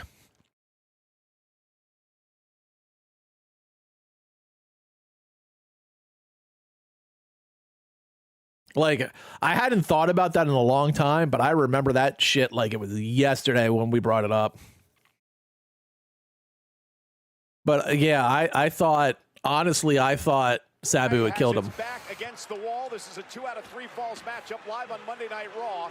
The Imperium took the first fall moments ago. I knew, we knew LA Knight wasn't winning that match. I wanted him to, but there wasn't a single shot in hell LA Knight had of winning at Crown Jewel. He had as much chance at beating Roman at Crown Jewel as Logan Paul did. This is a huge matchup. Again, the Judgment Day are the undisputed tag team champions. We know the Creed brothers are the #1 contenders. But this matchup is important perhaps for a future tag team championship opportunity. Yeah, no doubt about it. Whoever wins out of the Creeds and the Judgment Day. Double team. Look at the timing. Perfect precision timing. I don't want to be the bearer of bad news, Gio, but the Creed brothers are taking on JD McDonough and Dirty Dom tonight. Oh, it's fine. He lived. I just remember that experience was like none of us actually thought he was alive. Cody at WrestleMania. They just show perfect game planning and timing from. Oh, Foggy, it's fine. I just remember being like, I think it was like 20, maybe 21. Get their way back into this and that when that happened. And now Tommaso Ciampa getting involved, trying to prevent maybe I don't know. Gargano now roll up on Vinci. DIY steal one. Who doesn't enjoy some Dominic Mysterio? Did anyone see the interview with Shawn Michaels where he said the best performer and the MVP of the WWE this year was Dirty Dom? Zero hesitation. No, I think Cody wins Elimination Chamber. I think Punk wins the Rumble. And Imperium trying to use the numbers game to their advantage. Well, this is now, as you mentioned, 1-1. Next fall, the winner, and all the momentum suddenly swings in favor of DIY. And now Ciampa has both men. I think Punk wins the Rumble, challenges Seth. That leaves Elimination Chamber to go. Whoever wins Elimination Chamber gets the other title shot. And I think that leaves Cody to challenge Roman.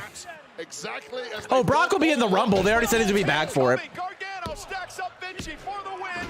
And Kaiser almost got there, but Vinci kicked out at 2. I'm fine with Brock showing up for stuff like the Royal Rumble.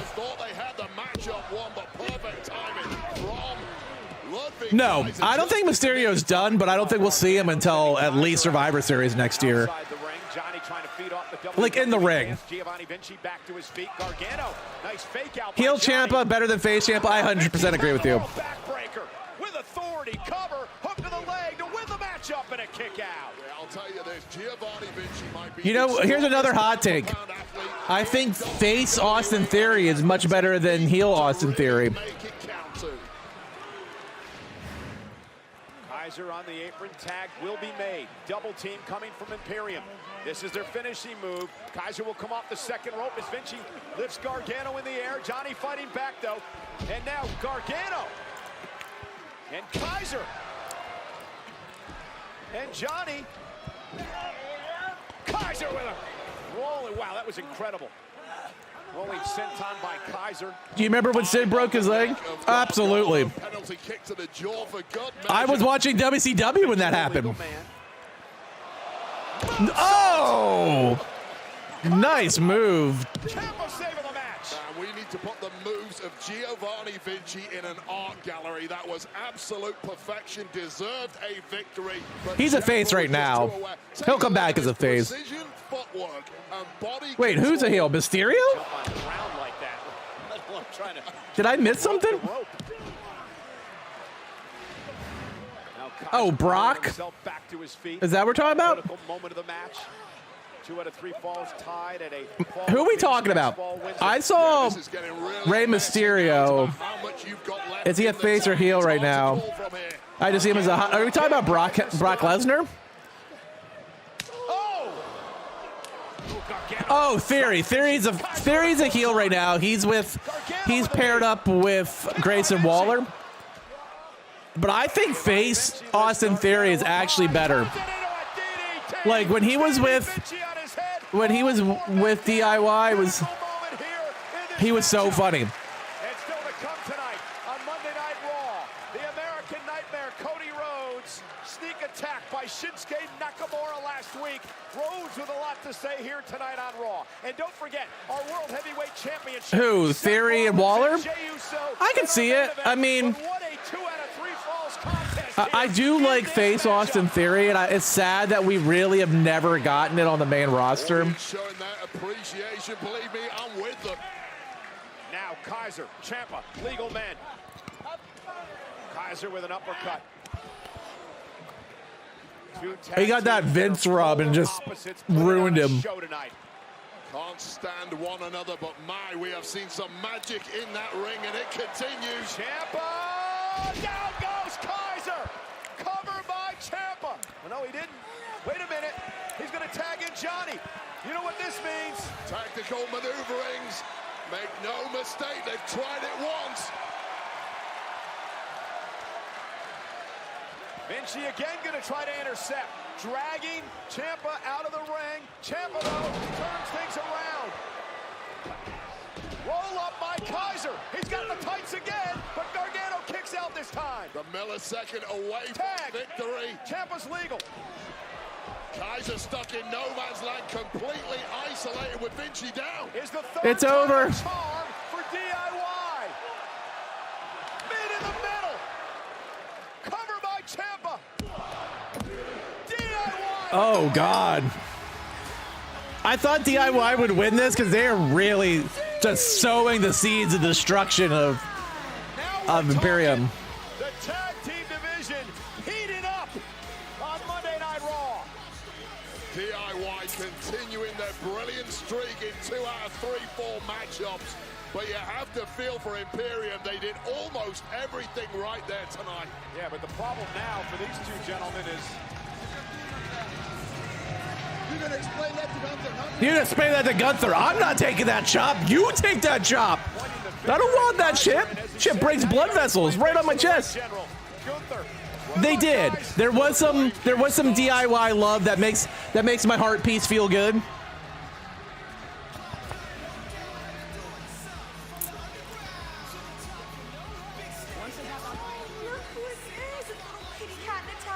Yes, Chelsea Green. Tegan is her name. Tegan. Yes. Really rude. Well, we were just about to head out for the night, and then Chelsea, in my opinion, is the top heel on Monday Night Raw right now. So cute that you're trying to make this situationship work. Oh, bless him. Get over it, Natty. This is not your meal ticket. Move on. It's over. Nobody's buying this. Tegan, Buy that one. Try it again. After we win our match tonight, we're coming after those championships, and we won't miss. Okay. Well, I'm gonna be missing that. Let's go, P. Someone needs to buy that much a muzzle. We need more Chelsea Green on this show. Our main event tonight. There's not been enough Chelsea Green. World Heavyweight Championship against main event Jey Uso live on Monday Night Raw. Whoa, whoa, whoa. Oh, they're plugging SmackDown? Call Roman Reigns, and you can tell him, Daddy's back. This Friday, let's go. Will the Vipers return to Friday night's Rattle the Bloodline? Plus, a champion is only as good as his challengers. The #1 contender tournament for Logan Paul's U.S. Championship kicks off. I don't know. For the first time in over a decade, CM Punk, we're going to be on SmackDown. This and more on a special Tribute to the Troops edition. Oh, the Tribute to the Troops edition. Oh, goody. Friday, 8/7 Central, only on Fox. I mean, will John Cena show up for that? Like, he doesn't usually miss those things. I don't know. I respect Natty. I really do. And I think she's done a lot for women's wrestling. But God, you can tell how many steps she's lost in matches. I mean, probably be live for SmackDown.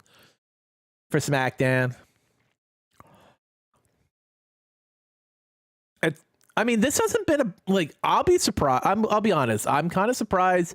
An hour and a half in, it's not been a bad Raw. I don't think it's as good as last week. Last week, we got Randy Orton for a segment. We got Randy Orton for a match and a CM Punk segment. But it's been a solid Raw. Like, I've had more fun than I thought I was going to have with the Monday Night Raw. Sometimes with Monday Night Raw, like, we fall into those pits where you just don't want to be there.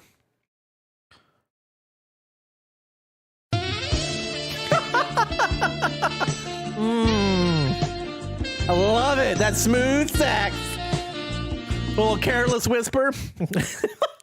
You know, it's funny, Foggy. Like, I thought I Want to Be Ninja was going to be your jam, but once you found sax, which has been there for like 2 years, you've been all in. Oh, yeah. She just seems to be like, I'm here in the mentor spot, and I'm okay with that. I'll put a sharpshooter on someone every now and then. I'll mentor people. But yeah, like, you could tell there's never going to be a real run with Natty again. It's just, it is what it is. Like, Natalya had some real bangers back in the day. Like, her and Beth had put on some hella good matches. She had some bangers with AJ, but, that Natalya is gone. Like, I don't know if it's maybe that her face weighs 900 pounds with all the plastic surgery, but like, that Natalya is gone.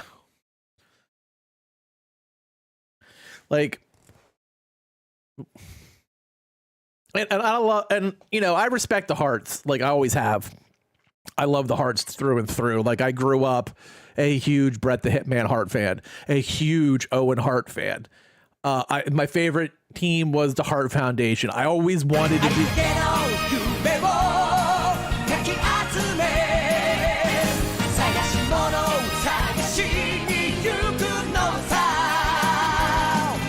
One Piece.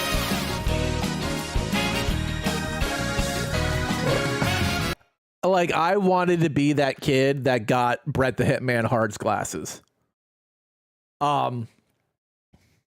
But like, and when Natalya came to the WWE, like, being from, you know, the niece of Bret the Hitman Hart, the daughter of Jim the Anvil Neidhart, like, I was like, yeah, Hart Foundation in my soul. Most vapes contain seriously addictive and levels of she put on some good matches. You know, she won her title. She's won tag titles, but like, she just is never going to be what she was, you know, even 6 years ago.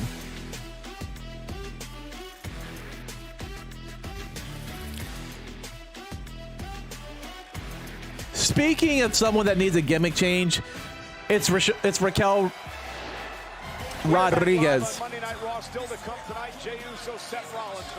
Raquel needs to go back to being a heel. Like, she's just dreadful as a face. Tag team titles last week here on Monday Night Raw, a tag team turmoil match. And it was DIY winning the first 2 falls before, well, the team of the Creed brothers got involved. First they knocked out DIY, then they took out the New Day, and then the final team was Imperium. It's your boys, the New Day. Nobody had an answer to that. It was a marathon performance from the Creed, finally announcing themselves on the world stage as #1 contenders.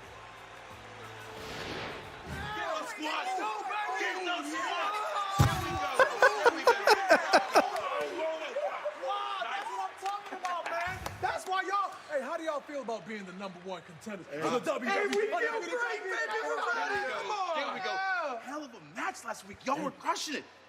Very good time, but It messed up my wrist a little bit, but I'm gonna be all right. No, it's I told, like, in my YouTube, Hey, that's right. But last week in my TikTok video I dropped before Raw, so we're gonna be ready. We proved we I talked about what kind of snake Dakota Kai is.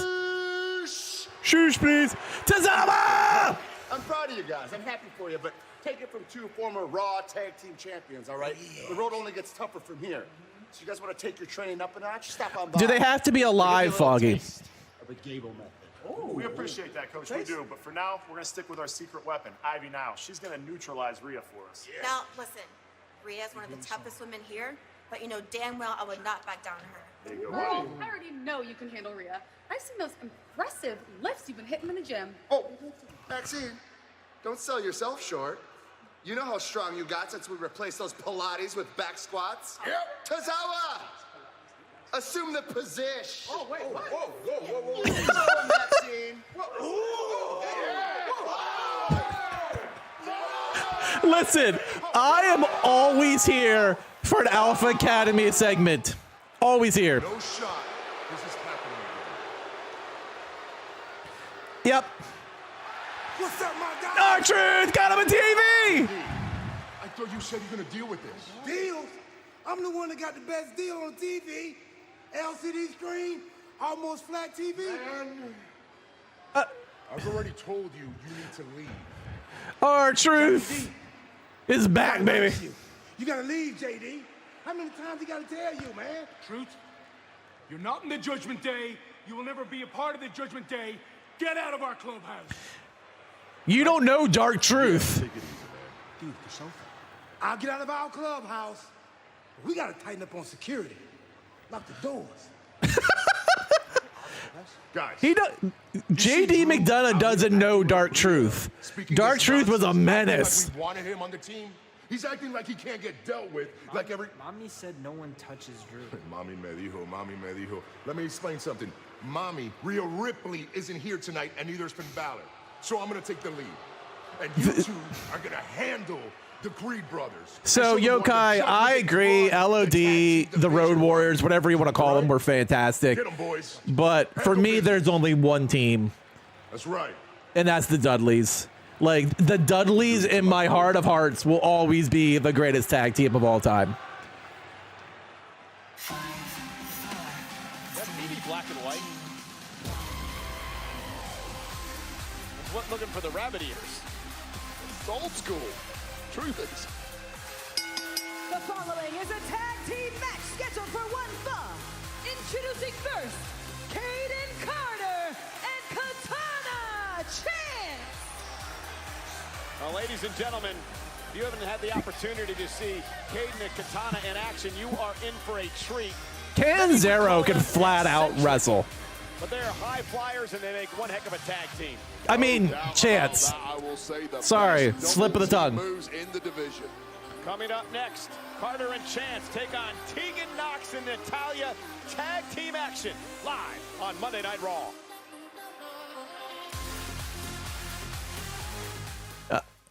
I forgot. She's no longer Canzaro. That's my bad. I apologize for a gimmick change.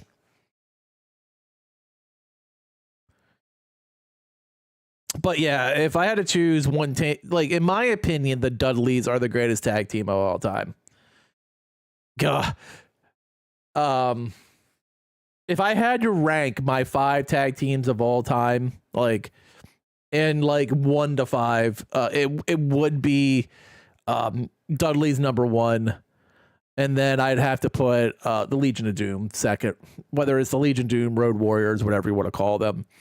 Then Rock and Roll Express would be number 3.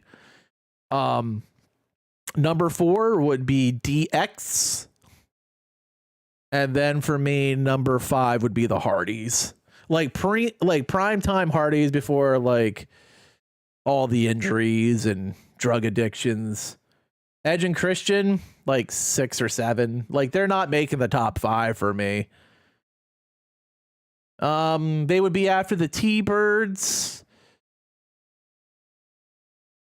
So like they'd be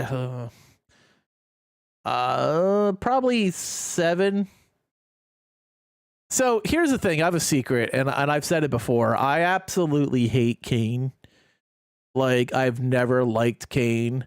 And so when Undertaker was with Kane, it just made me not want to watch The Undertaker. So, like, I like them much better feuding than together. I've never been a Kane fan. The Big Red Machine was, like, never my bag. I mean, I like Edge and Christian. I don't think they were as good as the Hardys, though. They weren't as good as the T-Birds. They weren't good as the Midnight Express. They weren't really as good as the Rockers. Like, Edge and Christian for me would be like top 10, but like they're nowhere near the top 5. No, I don't care about that. Like, I think Edge and Christian were a good tag team. They really were. And they were funny gimmick wise, and they had some really wild shit they did. Like, but I never thought they were better than some of those tag teams. And like, I grew up a huge Heart Foundation fan, but I wouldn't put them in the top 10. Same with Demolition. Yeah, they did. They got trained in the dungeon. I know. Like, but I love the Heart Foundation, but I wouldn't put them as a top 10 team. Now, Brett as a singles wrestler is the absolute excellence of execution.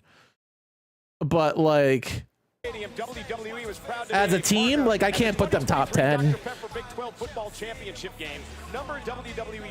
Edge and Christian trained in the dungeon.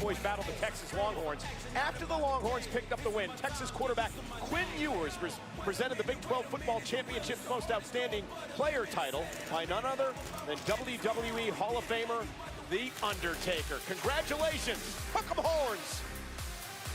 Meanwhile, Katana Chance, Caden Carter set for tag team action, and I have to ask, who on earth approved the tag team champions to be Chelsea! on commentary again? This is Shut up, Matthew Cole. What was that? Our show. This is our show.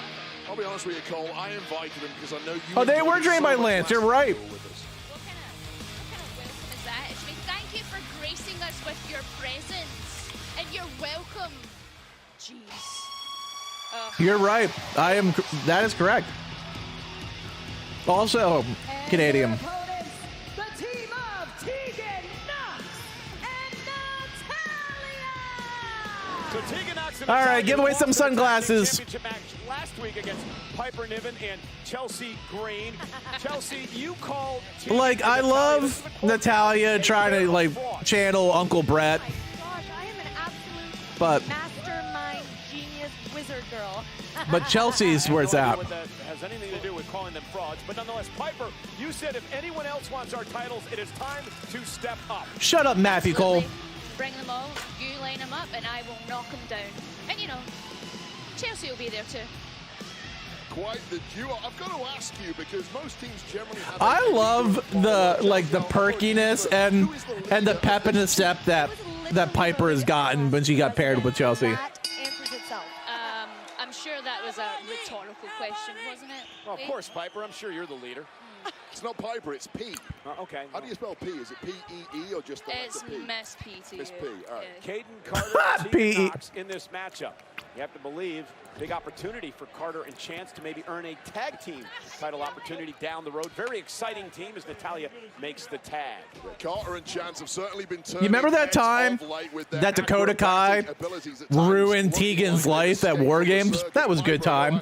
What do you make of Carter and Chance's athletic skills? Oh, look at this roll up now, Natalya to kick out. I mean, if you like that. It was one of the most brutal beatings I've ever seen in women's wrestling. Flips and tricks doesn't win championships. Oh, how about that clean and jerk from Natalya? Been hitting the Olympic lifts in the gym. And now a press to Chance by Natalya. What's up with natty power moves? What is happening? Like I know Katana Chance weighs like 3 pounds wet and wearing boots, but still. Opponents, as we saw there from Natalia. Went for the sharpshooter and Chance able to block, and now the tag made to Caden Carter. Caden, an unorthodox offensive style, but double team now perhaps coming from Carter and Chance. Wow. Missed. That was a good one. Right in the chin.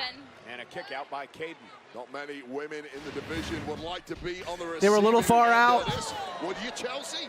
I would never be on the receiving end of that. Yeah. Okay? Shut up, Matthew. And a double team by Carter and Chance. Really clicking as a unit are Carter and Chance, teaming together for years in NXT and getting better every single time they compete. That was impressive, Wayne. I mean, Carter and Chance look great here today, Wayne. Do you remember my commentary partner's name, by the way, Chelsea? I believe it's something along the lines of Mikey Boy. Mikey Boy. Little Mikey Boy. At least she got the name right. Little Mikey Boy. Natalia now trying to drag herself to the corner to make a tag to Tegan. Tag made. Now Natalia with a kick to the face, and now Tegan Knox, the girl with the shiniest wizard.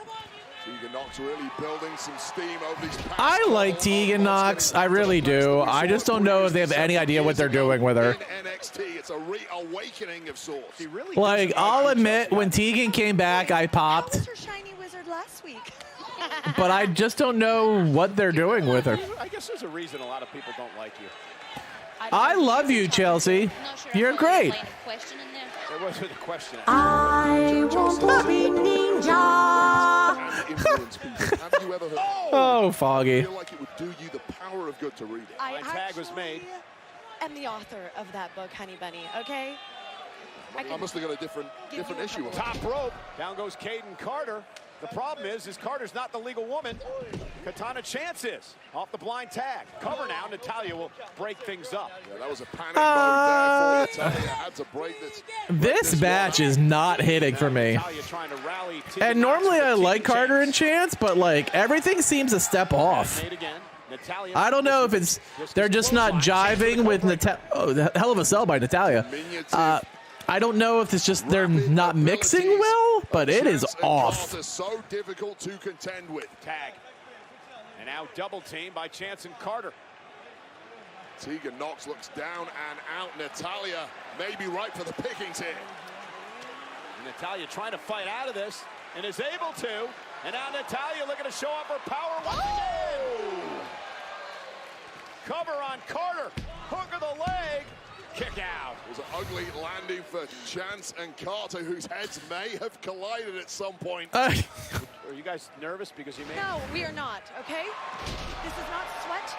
This is glimmer, okay? Yeah, Wayne.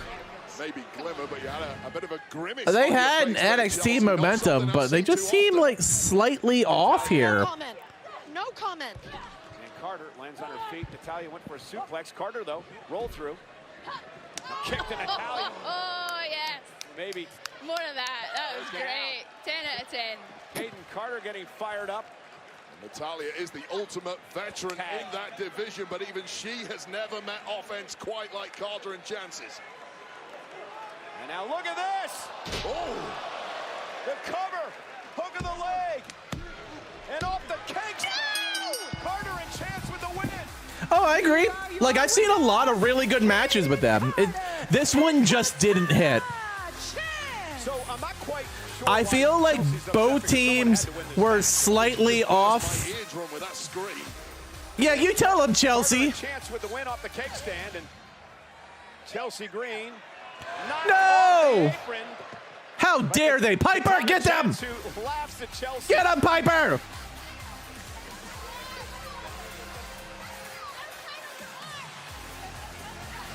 Take another look at these acrobatic skills. The keg stand landed to perfection on Natalia. At no point do I think Caden and Carter are not talented women wrestlers. I just think this match was slightly off.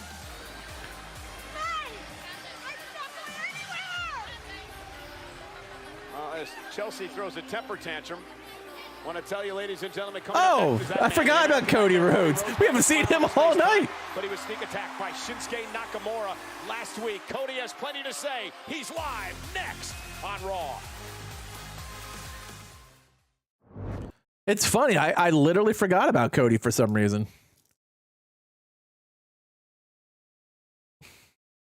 EVP Cody coming.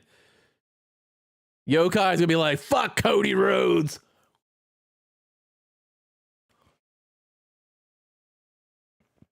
I hate him.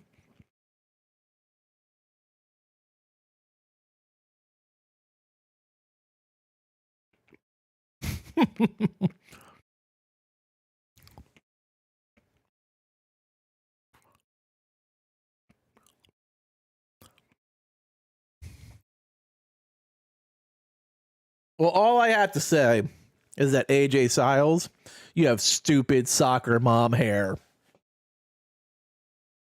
And we know what happens with the stupid soccer mom hair. It makes the list.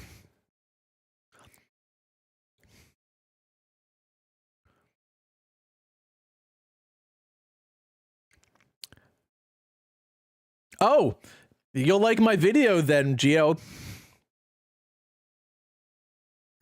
If you haven't watched it yet on TikTok, I predict 10 things that's going to happen in the Women's Royal Rumble. That was it.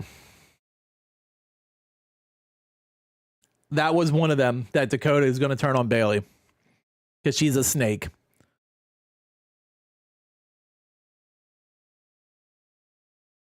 AJ Styles does stream PUBG. That is true. With stupid soccer mom hair.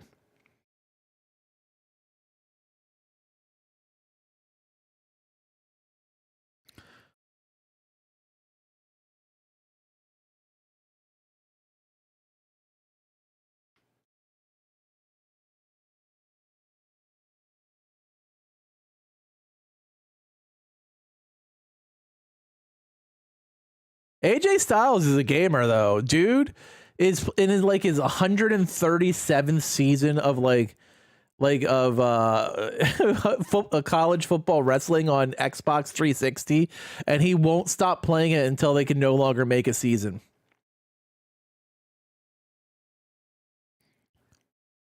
Like, he has the travel 360 he takes with him everywhere he goes. It's funny. And he keeps doing seasons until, like he said, he'll keep playing the game until it no longer lets him make a college football season.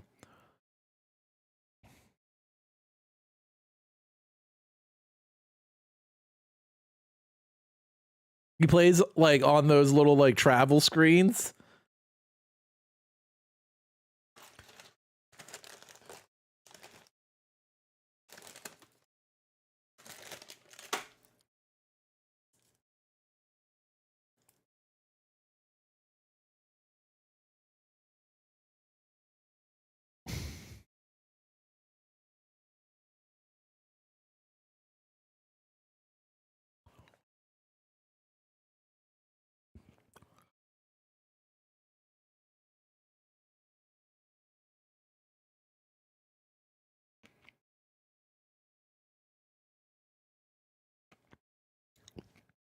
What about up, up, down, down?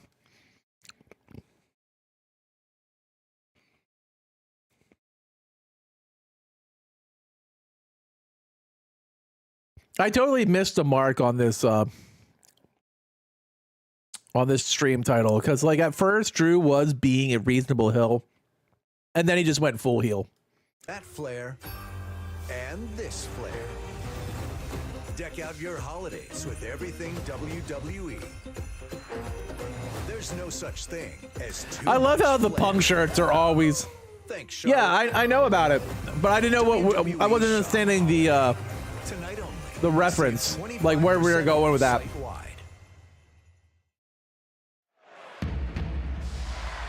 Wrestling has more than one royal family, Yokai.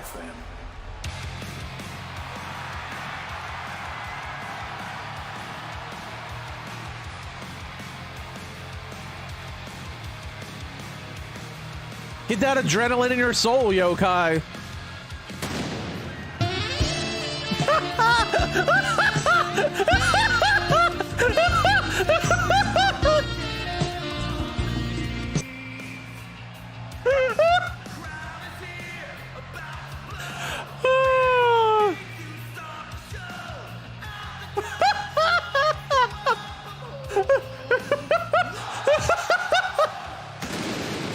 When chat takes over Cody's entrance with a little George Michael. Oh my God. I did not see that coming, and it was absolutely magical.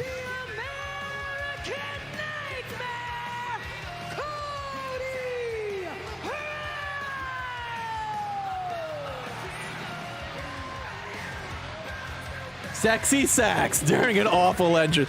Oh, come on. Cody's entrance is good.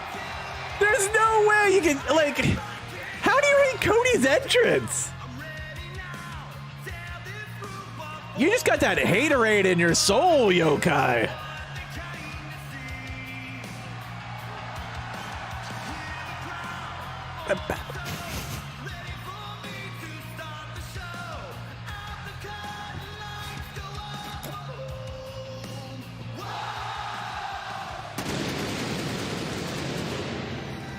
I don't know. Does he have a match tonight? Or is he just prepared for a fight? I dig the new Cody Frozen Empire shirt, though. Major announcement. I will be the very first to declare myself. Maybe he's ready to go enter the Royal Rumble already.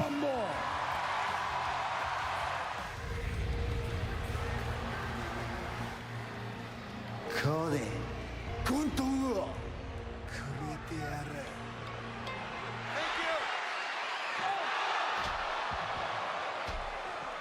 Maybe Cody's already ready. He's like, it's 7 weeks away, but I'm going to go in and one. Shinsuke Nakamura. The mist to the eyes of Cody Rhodes. Shinsuke made his target known. Is he cutting a promo in ring gear? I haven't seen that in forever. No suit today. Oh, he did. He sold it like he was shot in the forehead. The first time I laid eyes on the poison mist, I was a little boy. And I was terrified of the man who did it. The Great Muta. By the name of the Great Muta. Yep. Now having experienced it firsthand last week, the poison mist that is, I can tell you that my fears as a kid were justified. But I am not pointing fingers. I am not casting blame. If it's anybody's fault, it's my own. Obviously. Listen, I should have paid attention to the clues that Shinsuke Nakamura was dropping. Obviously, we all should have, as he made endless CM Punk references. Where when you have big aspirations, you have a big bullseye on your back. I knew that when I declared for the 2024 Royal Rumble. I'm shocked that Cody's in it. Didn't see that coming. I'm ready. Shinsuke, you have my attention. I think. Yeah, I got 7 weeks to kill. Their attention. I got time for a feud before the Royal Rumble. Two things we could do here. You could emerge from the shadows, come to this ring, and explain yourself to me. Or you could march down here and we could fight right now. Ah, so that's why he's in ring gear. He's just calling him out. Yeah, Cody doesn't cut promos in ring gear. He always comes out in the three-piece.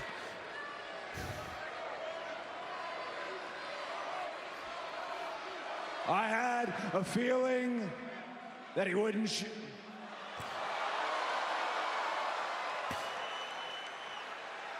Is Cody gonna get misted again? Like, if he does, I'm gonna laugh. Cody. 1週間前俺はお前の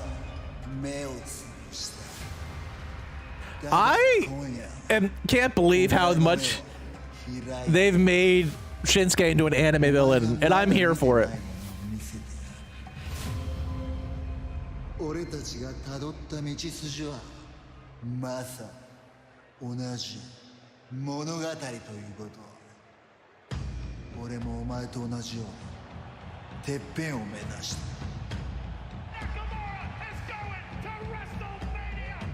た I remember when Shinsuke won. お前と同じようにすぐそこに And then didn't win at WrestleMania. He got beat by Soccer Mom Hair.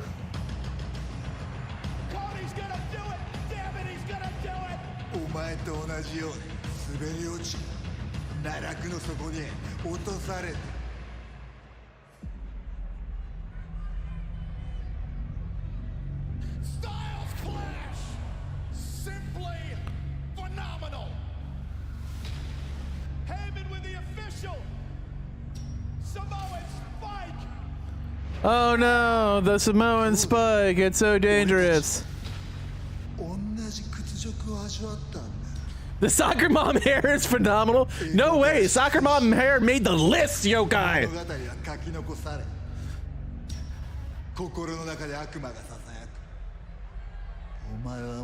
I like how they're spinning this.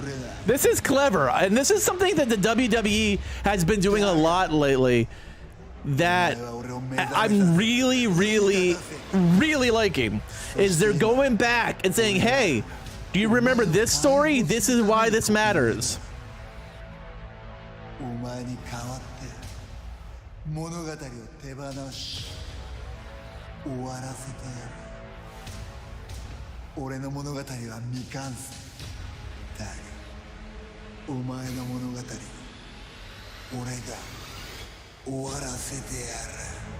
This is so good. Like, this is a really intriguing way to blend them together and make a legitimate feud out of nothing. Like, you see those commonalities of winning the Rumble and then losing at WrestleMania.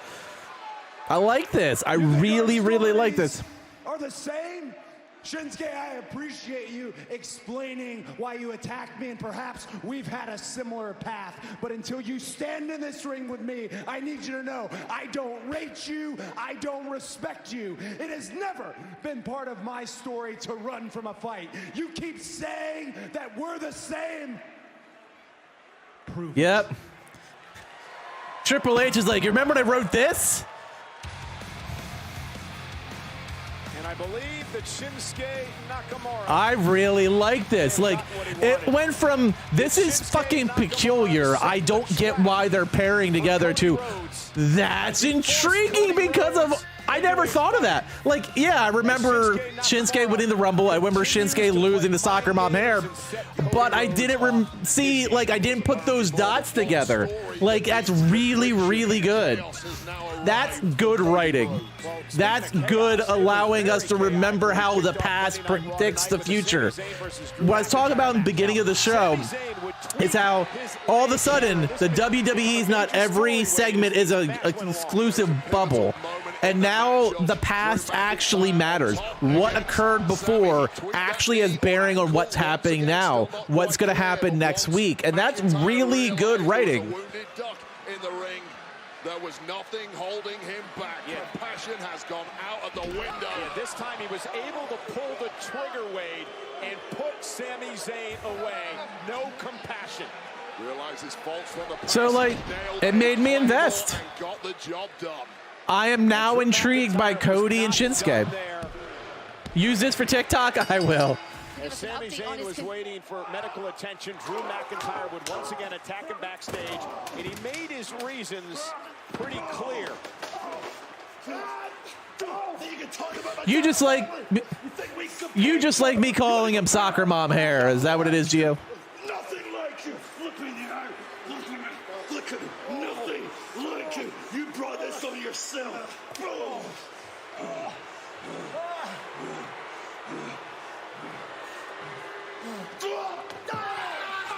I really missed the boat on Reasonable Heel with I really missed the boat on reasonable heel with Drew. Okay. Womp do me a womp. favor, as soon as you hear anything at all. He just went full-fledged villain. Stomp, stomp, stomp. I'll call you back. Thank you. What's up, Booth? How are you? Man, good, man. I'm just checking No on my dog, yeet. Sami Zayn. How is he? I was just calling medical work. They're still evaluating him, so we wait. Hey, man, if this Drew McIntyre problem don't get solved, AP, I'm gonna have to get him too. Get him again, matter of fact. Calm down. Please, the last thing you need on the biggest night of your life and the biggest match of your life is to let some vendetta derail everything. Man, come on, AP. I'm turned up right now. I'm right here. Tonight is my night. It's for the World Heavyweight Championship. Yes, Boo. it is. We got this. Okay. We got this. Let's go. That's what I want to hear. Woo. Here's Yeet. Gunther. Gunther! You and I need to have a talk about my next trip. You're right, and I'm glad you're here. I had a couple of ideas. Oh, did you? Yeah, I did. Doesn't seem so. You have some... Jey Uso's fired up for his championship match.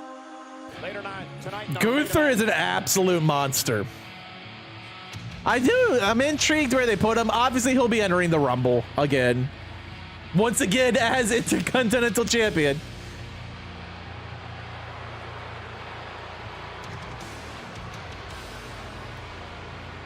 I mean, that's fair, Gio. I mean, once you make a statement like that, it's hard to pedal backwards.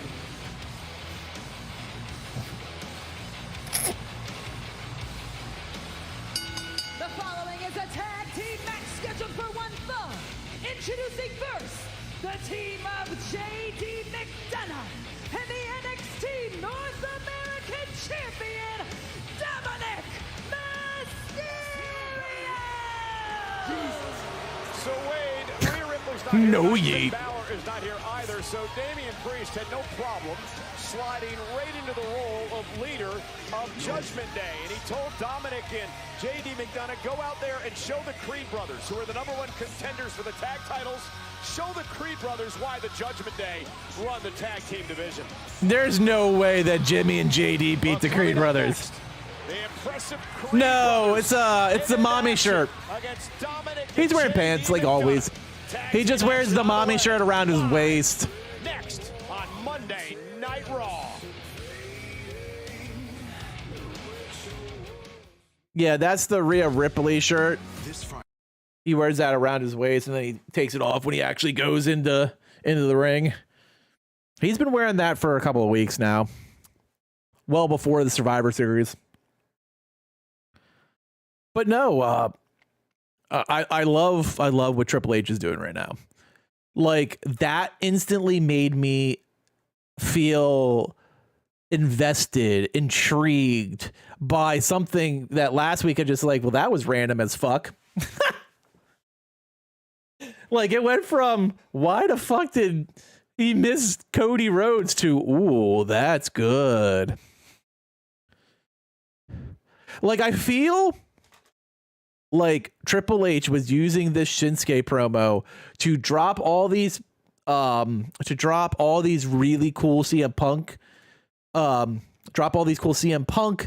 references, like Shinsuke doing the first GTS in the WWE in 3 years, like all these cool things. And then it was always about Cody. So it was all like, it's just these tricky little pieces that Triple H does. Tribute to the troops is where all the faces win. Yeah, every face will win, and they'll salute. That's Friday. Well, like, at least it used to be when Vince ran it. So who knows? Maybe Hunter will have a little bit something else up his sleeve. But typically, it was like John Cena, you know, saluting the troops and flying out to a naval base or a military base and doing the 5 moves of doom. Telling all the bad guys they can't see him.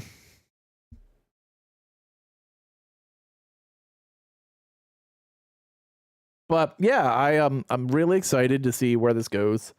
I didn't think I would be, but like these Shinsuke supervillain like dubbed promos are so good. Like letting him speak in Japanese and allowing him to really put his emotion into it and just subtitling it is freaking phenomenal. It worked with Seth. It worked. It's working now for me with Cody. Yeah, like usually, like, I mean, it's probably going to be that I mean, I don't know if Triple H is ready to like leave that behind, but usually it's a little bit later. Usually it's on Christmas. It's not usually this early in December. Yeah, Nakamura is really bringing it. And you're right, though. Cody did sell the Miz like he had like a firecracker explode in his face. Like it was literal death.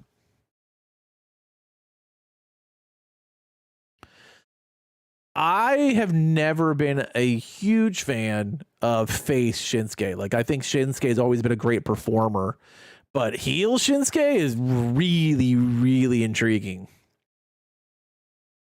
Like, I feel like they're doing with Shinsuke what they tried to do with Karrion Kross, and it's succeeding with Shinsuke where it failed miserably with Kross.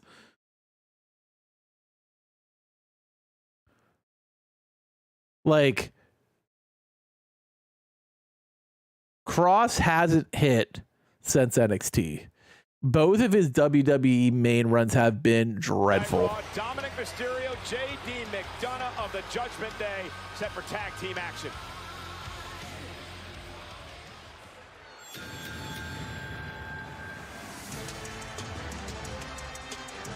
And their opponents, accompanied to the ring by Ivy Nile, Brutus, and Julius, the Creed Brothers!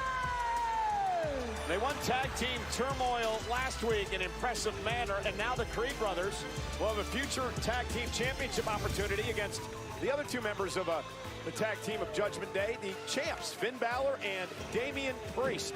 So Mr. Priest, who's here tonight, would love to see Dominic and J.D. McDonough soften up the Creed Brothers a little bit.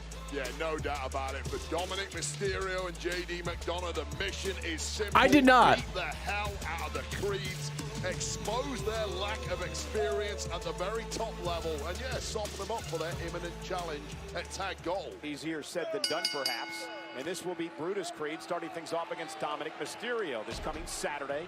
I did not see that match, Yokai, but I'm sure it was a banger. Dominic Mysterio will defend the North American Championship against Wes Lee, if he can get to the Creeds tonight. Dominic Mysterio is the workhorse of this entire industry. Raw, SmackDown, NXT, Premium Live Events. The man does it all. Yeah, but look at the power. Oh, Seth is winning. Creed, stomping around the ring, vertical suplex, tag made to his brother. Yes. And now R-Truth. R-Truth is there. Oh my God. His thoughts that he's part of Judgment Day. He's got one of these Buffalo Bills. Dark Truth is back, baby. Wow, this is a Julius Creed, 6'3", 229, just marching around the ring with Dominic. Does R-Truth really think he's in the Judgment? It's clear that Dark Truth is back. Television. Nonetheless, oh, and finally, Dominic goes down. The heel turn I've been waiting for. With the Creed brothers, you simply cannot match them. Dark Truth is back. We've only had a glimpse into their athletic prowess so far here on Raw, but it has been astounding. So someone like J.D. McDonough needs to use his in-ring smarts. He's hardly a veteran himself, but he's certainly... What's going on, Raider? How are you doing, buddy? We're now at the point where we always wanted. Heel Dark Truth is back. There's great fireman carry now into an armbar, and now Brutus Creed drags J.D. back up to his feet. Double team again. Fireman's carry into the corner. These guys are all Americans when they were in college, undefeated in parts of their college I've always enjoyed R-Truth's heel runs. I don't know why. Who do you think the throne's Roman? I think it's going to be Cody at WrestleMania. The level of competitor that he is, and right now Brutus, the wrecking ball of the team, is having his way with J.D. McDonough desperately. I just want it over. I'm tired of Roman. Creed was unbeaten in his final year of college, ranked #1 in the nation. He was a two-time NCAA All-American, and he was inspired by WWE Hall of Famer and another great amateur wrestler, Kurt Angle. I think Knight is going to win U.S. title at WrestleMania. I think him and Logan are going to put on a pretty good match, to be honest with you. The way that the Creeds have. Dark Truth is back, baby. He's trying to rallied the Judgment Day. Well, they're trying to will his team on. I understand that. It's not really his team, Wade. I mean, well, he thinks it is. He's living his truth. It's a matter of perception. Truth these days. I've seen it in the newspaper. Slightly different to the truth, but it's still his truth. Tag made. Here's Julius Creed now. And delivers a knee right to the ribs of J.D. McDonough. Brutus as well, and they are just treating J.D. McDonough like a dog. It's a good question. I think they'll sneak something in before Seth, but like Seth's going to be the big feud. It's going to last. I think it's going to last through WrestleMania. Like I expect Punk to win the Royal Rumble on the men's side. So impressive since arriving on the scene here. I saw little Jimmy. Now, of course, part of the Monday Night Raw. It's Dark Truth. I'd be remiss if I didn't mention Ivy Nile and the potential she has as well in the women's division. Tag. Dominic's legal. I'm not sure Brutus realizes it. J.D. McDonough sends Brutus over the top rope. And now Dominic Mysterio with a cheap shot. Dom. Some of those in-ring wily smarts that they need to bring out here. Moonsault by McDonough. And now the Judgment Day of the Creed on the ropes. Can the Creeds get back in this?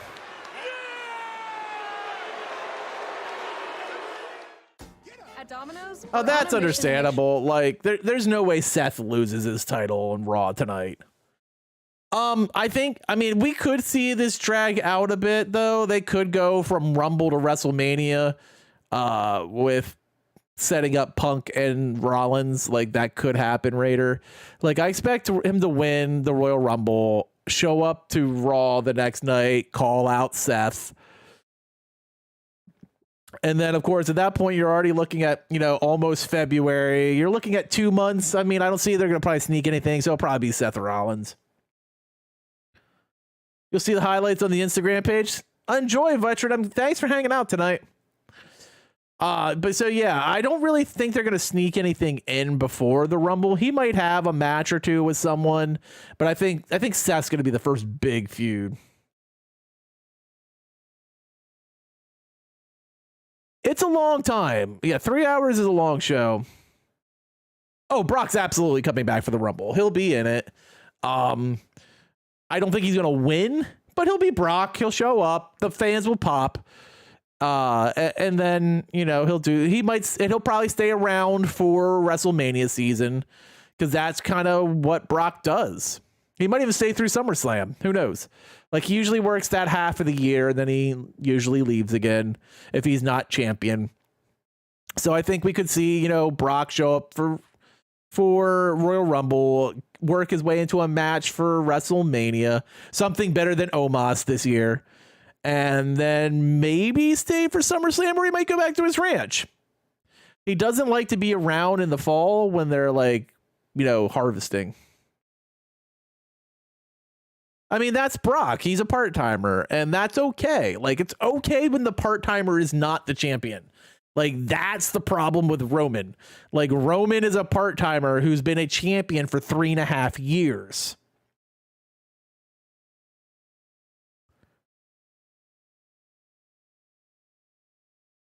I think Brock's back for sure for the Rumble.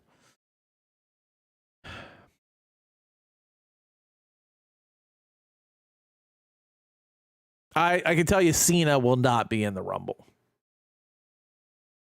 Like, and I get that, like, part-timers, when they have the championship, it sucks. Like, I like the fact that we're seeing Logan again on SmackDown this week. Like, if Logan Paul starts showing up, like, as a full-time champion, like, that'll be awesome. Even if he's not participating. Like, you don't have to have a title defense to be part of the show. Oh, shoot. It just crashed.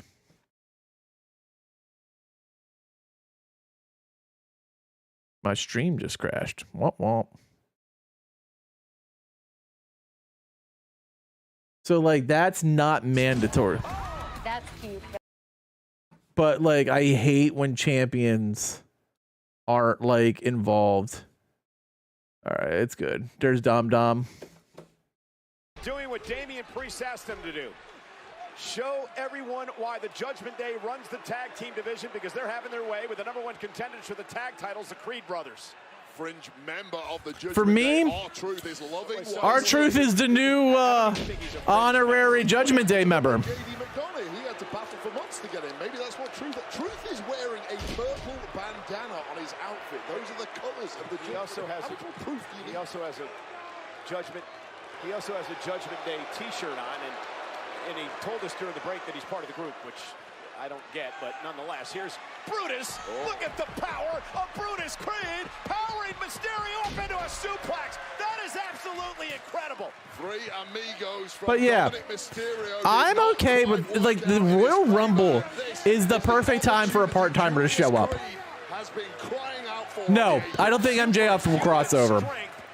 I think MJF will resign with AEW. And for him, it's probably the right move. Tony Khan's going to pay him a small fortune. I think he's only using WWE as a possible place to go to get as much money as he possibly can. I don't see MJF actually coming to WWE.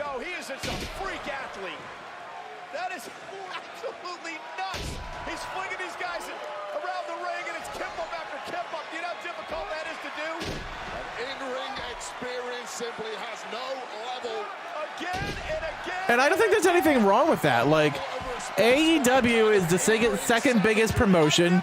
He gets to be the biggest fish in that pond. And Julius Creed might win this one on his own. Fighting everybody here. Speed of reactions. Everything that Julius Creed throws is heavy hitting. And he's not even breathing heavy. And McDonough now. Uh-oh. Tried that Dragon Rana. Julius Creed simply too strong. Dominic. Dragon Brutus. Dom. Oh, goodness. And Julius landed right on the top of his head. There's that Dragon Rana. Took a second attempt thanks to the intervention by Dominic Mysterio. Julius was going for the Brutus ball there, and Dominic with a wherewithal. Yes, I do. The Bucks will never be welcomed in the WWE. I think Kenny Omega could make it work. I don't think the Bucks will. Cover for the win. Hook to the leg on Julius, who kicks it too. And this is exactly what Damian Priest was asking for. His men. They're not going to be able to pay him enough, yokai. And teaching the Creed a lesson. MJF wants that money now, and he's earned it. Here are Truth barking orders. I think Kenny Omega and Punk could work it out. I think the Bucks are just bitches. Now on Julius, didn't quite work out the way that the Judgment Day wanted it to. Yeah, I'll tell you this, JD McDonough and Dominic Mysterio have never met anything like Julius Creed before. Freaks of nature. Julius and his brother Brutus. Brutus dragging himself back up to the apron. He'll make a tag. The insane training regimen. Like, I know they're all part of the elite. Oh no, and Dominic now launched right over the table into our legs. But, like, I honestly think Kenny Omega seems more like an adult than they do. In the process. Meanwhile, Brutus is going up top. JD McDonough doesn't want to be there. Brutus, ball. The #1 contenders pick up the win. You think so?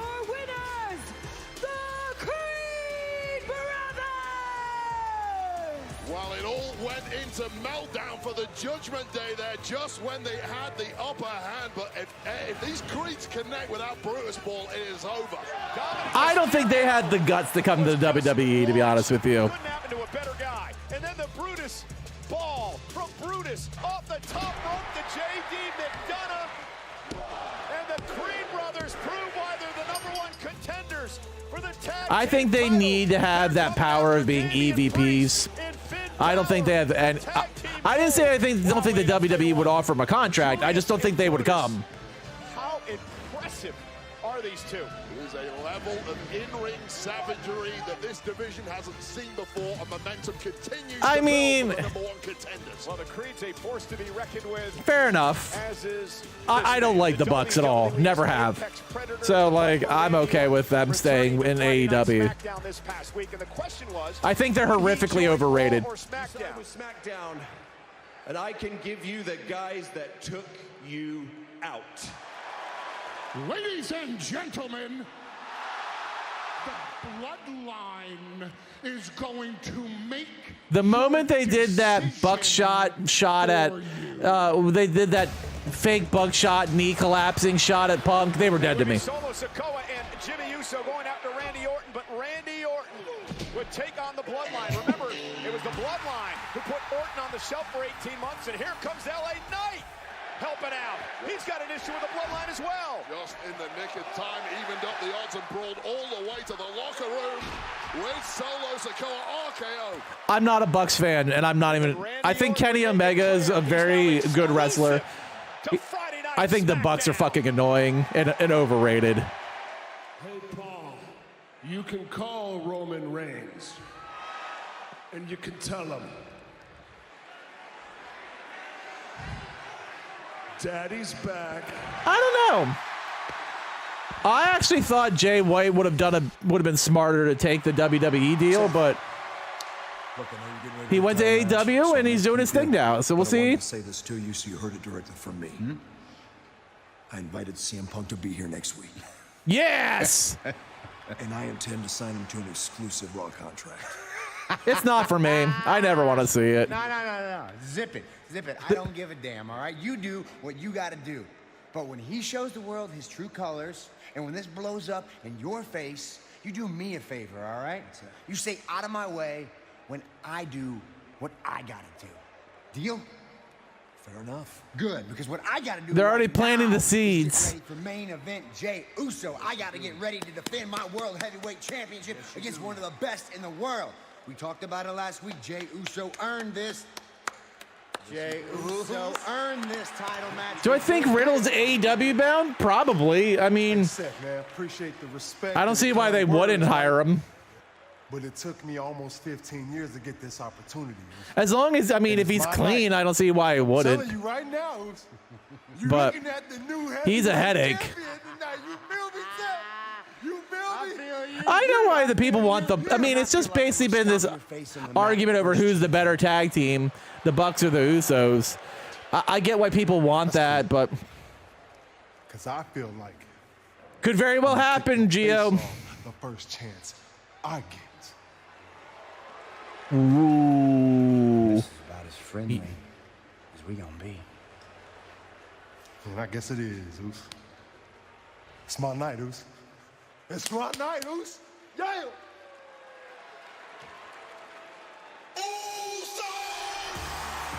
There's got to be at least a confrontation next week.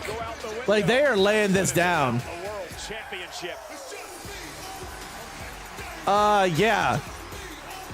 Riddle's been busted with coke before. Like, the dude's a straight up headache. One of the biggest opportunities and matches of Jey Uso's career. An opportunity to submit Dana White hates him, yeah. main event. Jey Uso, world heavyweight. Drew getting involved. Oh, in this? Oh, Drew's going to be involved. There's no doubt this ends in a non-clean finish. Just like I thought Sami and Drew would be clean, there's no way there's a clean finish to this tonight. Drew's on the warpath. He's coming for Jey. Freaking Rollins for the World Heavyweight Championship. It is our main event coming up next, live on Monday Night Raw. Just me, Oos. Like, here's the thing, and I have nothing against AEW. I never have. And just like in any other promotion, there's people you like and there's people you don't like. I don't think so, Raider. Like, I think Drew's going to resign. I don't see Drew leaving. He's getting a major push. He's been rumored to be one of the 3 people that just got offered huge money to stay with their contract coming near the end. I think all 3 of them are going to sign. I don't see Drew leaving. I don't see Kevin leaving. And I don't see Sami leaving. I think all 3 of them resign with WWE. I think Drew is positioning himself to be one of, if not the biggest heel on Monday Night Raw, which is a great place to be. Like, there's a lot of faces on Raw, so, and we still don't know where Punk is going to be. Like, I don't think they have to determine if he's a heel or a face yet. Like, they can kind of let him tween. I mean, Seth Rollins always tweens to a degree anyway, so, like, no one really has to be the heel or the face in that feud. So they can kind of just let it roll for now. But like they're clearly heel turning Drew and it's working really well. Like I don't think he leaves. But like I was saying, like I feel like every promotion, there's people I hate in the WWE. Like there's people I hate in New Japan. There's people I hate in AEW. Like you're not going to like every wrestler. There's just some that are going to click with you and there's some that won't. And I'm okay with that. I think most people are. But like I don't have anything against a promotion if they have a wrestler I don't like. Like who cares?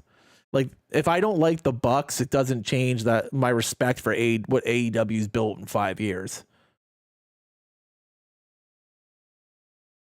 Yeah, I can see that. I mean, he literally did it for the Hollywood WrestleMania.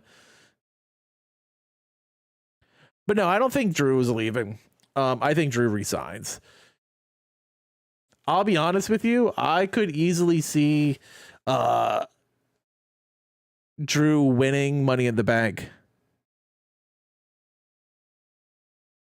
Hate's probably a strong word. What about Hulk Hogan, Gio?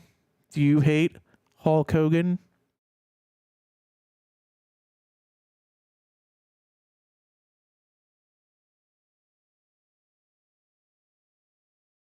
When Hulk Hogan's all elite. I know Yokai hates Cody. Hey, just with a red hot burning passion.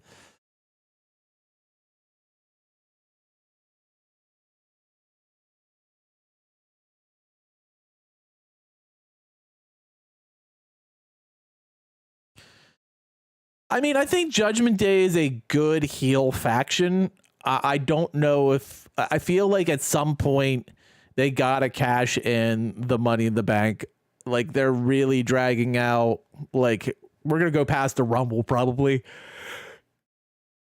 It's gonna turn into a ticking time bomb soon. I feel like there's a lot of turmoil between the Judgment Day. I think we're probably gonna see at some point Priest get kicked out and have a face turn. That's fair. I mean, hate's probably a strong word. Dislike, it would probably be a fairer way to describe it, Gio. Now, if R-Truth starts hanging around the Judgment Day, it's like Sami hanging around the Bloodline. It could make me like them more. What happened?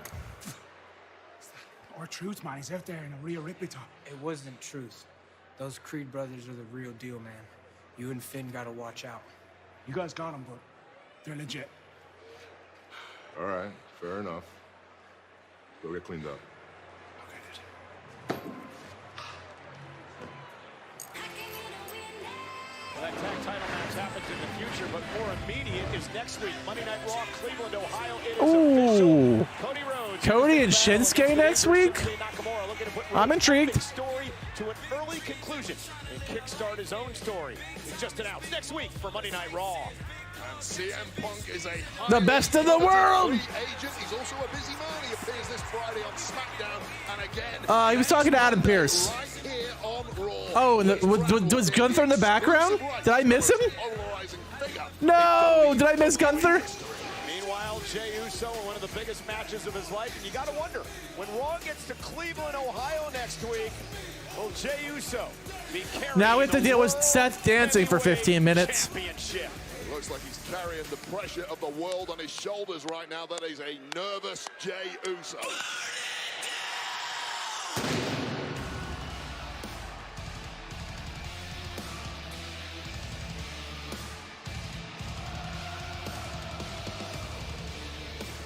Well, I'll rewind it and we'll see who it is.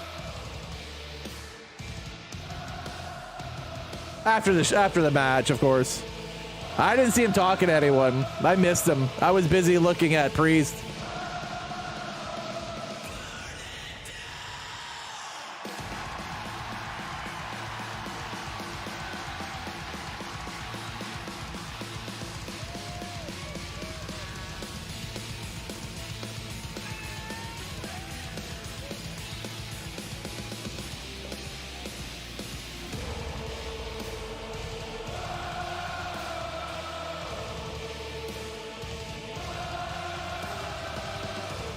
I mean, Raw may end up 2 hours depending on where it goes.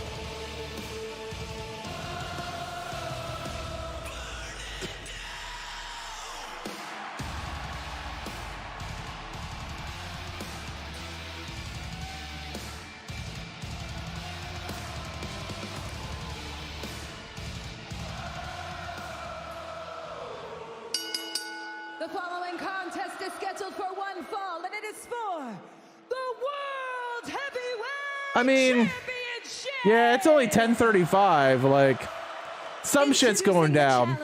This smells the shenanigans. Francisco, California, weighing in at 242 pounds. Main event, Jey Uso.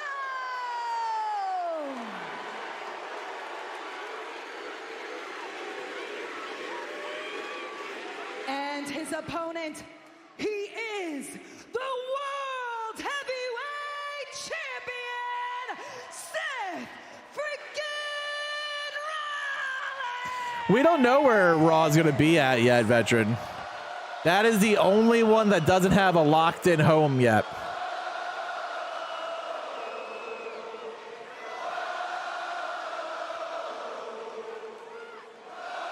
Ladies and gentlemen, this is an emotional That's not night for Jey happening. Uso. It was 14 This match years is ago starting. today that Jey Uso's uncle, the late great Umaga, passed away, and Jey dedicated this match to his late uncle. This World Heavyweight Championship opportunity, one of the biggest matches of Jey Uso's life. I don't think that's happening, veteran. World Heavyweight Champion has held the title since May. He's the inaugural champion. He has not been pinned in a singles matchup since the first of this year. Rollins, Uso, one-on-one for the World Heavyweight Championship. This is our main event on Monday Night Raw. And if you're Uso, Wade, what do you do to take the title away from Seth Rollins? For me, you go Nothing straight against to that Canadian back. TV. Seth Rollins has a long history of issues with that back. It's a permanent thorn in his side right now. Who knows how bad it is today? Sometimes it flares up, sometimes it's not so bad, but that has to be your fastest route to the championship. And for Seth Rollins, you mentioned the back. He's being pulled in so many different directions now. He has no love for CM Punk, and you saw that earlier tonight with our general manager. I don't believe the rumors that Warner Brothers Discovery is like looking to make a deal. They've been having so many problems with money, so who knows? But wants to be a fighting champion, but there is danger at every and I think TNT resigns with AEW. Oh, of course. Why wouldn't I? I have Khali winning the Royal Rumble. There has to be danger lurking. Seth's aware of that. Cover and a kick out. This is but it doesn't intimidate him. I have the great Khali throwing out other guests, the tugboat, to win the Royal Rumble. Both men sizing each other up. Rollins now rolling, cover, kick out by Jey. Went for the stop, and Uso avoided it. Scoops up Rollins again. Shoulders down, kick out. World Heavyweight title is up for grabs. Just me, Oos. My bucket's leaking. Look. Oh my gosh, my look. Yeah, I think the Great Khali and Tugboat are the final two in the Royal Rumble, along with Tatanka and Ahmed Johnson. Those are the final four. You heard it here first. It's going to be a barn burner.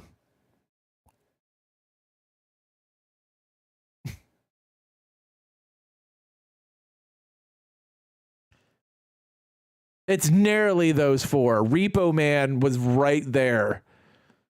Good night, Yokai. Get some sleep. You need it. The Repo Man was right there as one of my favorites to win the Royal Rumble this year.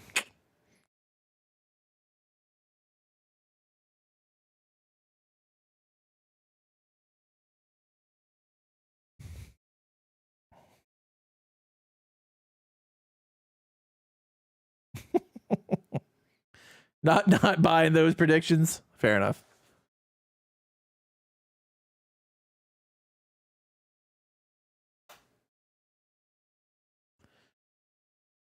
Thanks, Vegeta. I know Foggy's been doing a pretty good job of dropping it.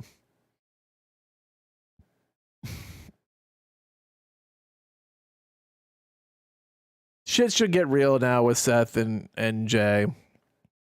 A lot of just feeling each other out so far in this match.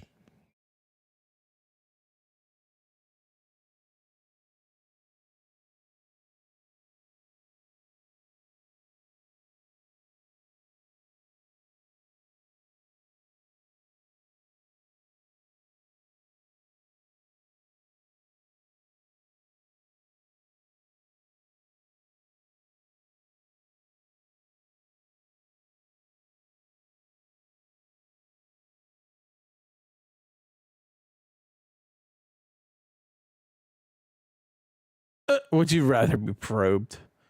Lols. What an interesting commercial. I didn't expect to hear that outcome.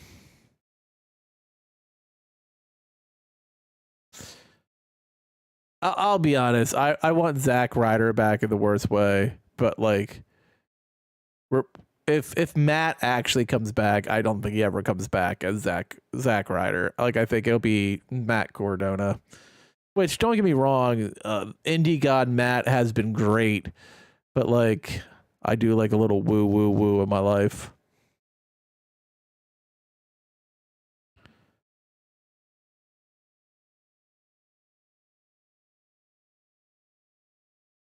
What do you mean? What do they do? They keep the match still keeps going.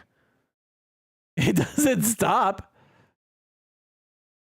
What world title do you prefer? I mean, I think the SmackDown Men's is the premier championship, but like it's been just stuck on Roman for so long. Heavyweight champion Seth Rollins defending the title against main event Jey Uso here. I love Matt. Always have. About how Seth Rollins is being pulled in multiple directions at the moment. I have to question this. Oh. How about Jey Uso? He's someone getting pulled in I was a huge Zack Ryder fan. I love Matt Cardona in general. I love his wife. Sami Zayn currently finds himself in. He's in a hospital bed because yeah, like the match doesn't stop because they're a commercial break. Now moves off the second rope to try to retain the championship, but he's got to put that out of his mind. Wade, he's got to focus on the task. I do like the fact that Seth actually defends his though. Like, I'm tired of Roman. Heavyweight title in your career. You understand how few and far between these opportunities are. You ain't lying. I got a couple of opportunities in 2010. I always thought I was going to get more later on in my career. They never came back. This may be Jey Uso's final attempt. You simply do not know what the future's going to hold. You have to grab it while it's there. And it's really a championship week here in WWE. This title match tonight, of course, Saturday. It's NXT Deadline over on Peacock. And the main event there is Roman hasn't won clean in 2.5 years. It's awful. Baron Corbin. Every superstar in WWE like, just because you're a heel doesn't mean you have to win dirty every time. For me, that diminishes the legitimacy of the reign. Like, Gunther is a heel and never has outside interference. He just dominates people.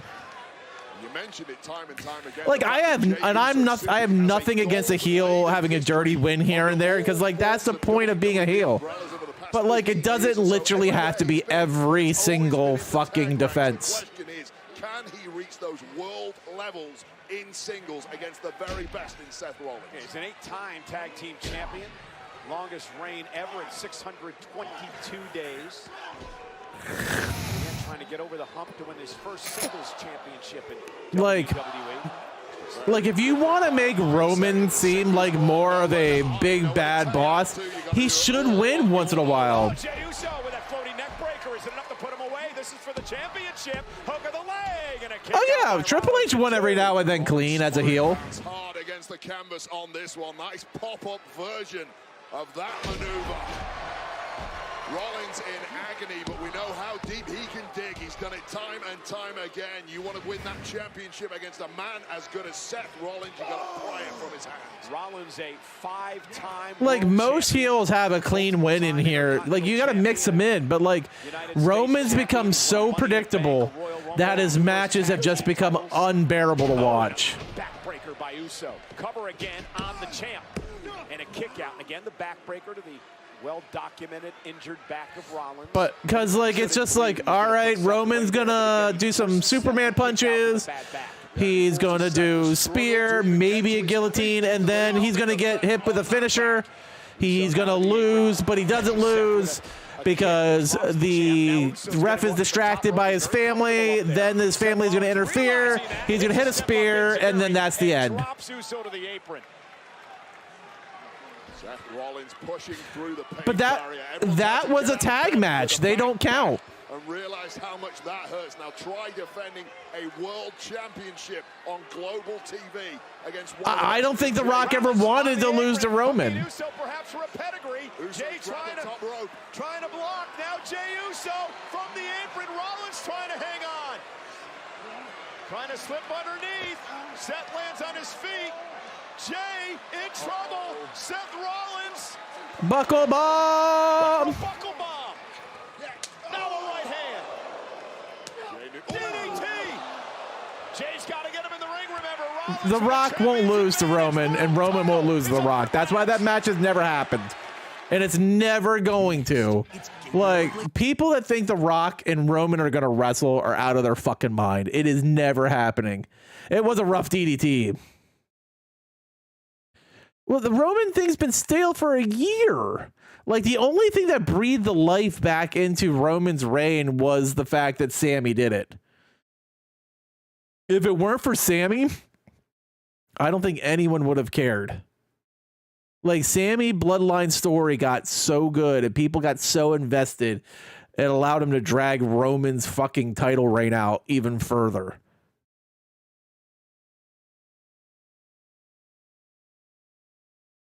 Like, because here's the thing, like,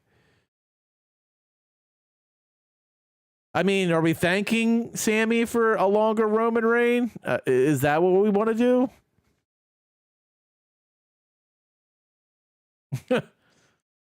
I don't want to thank him for that. Just having more people get fed to Roman Reigns, including Sami, including Drew, including LA Knight, including Cody Rhodes, just so that Roman Reigns can continue to hold the title endlessly and be boring as fuck. Like, Roman's great when he's there. The problem is we have 7 weeks to Royal Rumble and he's going to be there 3 times. I'm sure he does to a degree, but like it would be the choice of the WWE, Raider.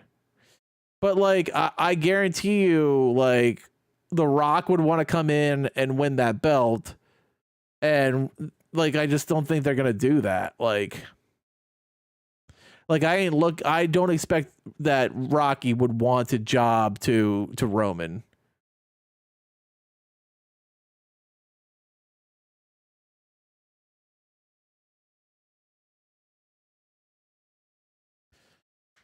He is a part-time champ. And I'm fine with part-time champs when they have like a under 6 month reign. But I don't like part-time champs when they're on multi-year reigns. No, I don't think so, Raider. I don't think The Rock has any interest in wrestling again. He's made his money. I have not Ultimate Chain. I'm going to watch it after, since it got leaked and then Rockstar decided to drop it.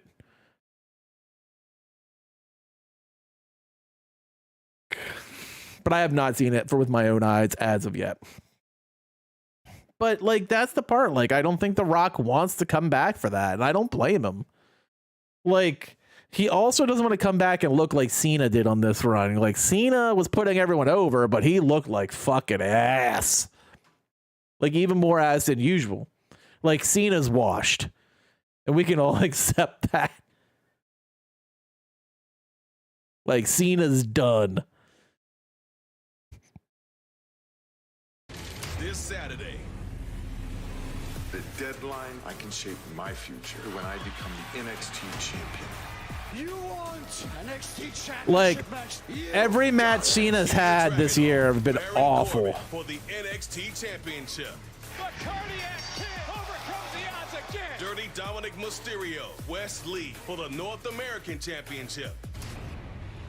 Plus, who will score the most pinfalls? I don't know. I mean, he had arm surgery, so maybe he just was so limited because of the injuries, but like, he just looked terrible. NXT Deadline Premium Live event, live in Bridgeport. This Well, Saturday, he made an appearance. It was fine. exclusively on Peacock. Like, and everyone's great with that. Like, you know, we didn't mind seeing, like, I don't mind seeing those appearances. They're great.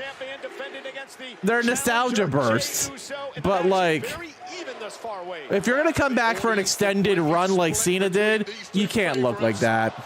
What a story it would be for Jey Uso to grab his first world championship. And Jey knocked over the top rope. Seth Rollins has Jey in his sights.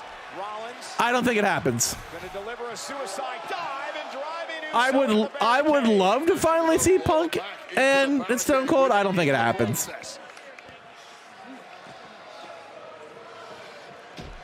Now Jey Uso quickly meets Rollins and drives him over the top rope. And now it's Jey Uso's turn to hit a dive of his own, and Rollins into the barricade. I think the main events for WrestleMania are pretty clear at this point. It's going to be Punk and Rollins night 1 and Roman and Cody night 2. Again, you see the official imploring Uso to get back in the ring. That's because Rollins has the advantage as the champion. Uso must pin or tap Rollins to win the title.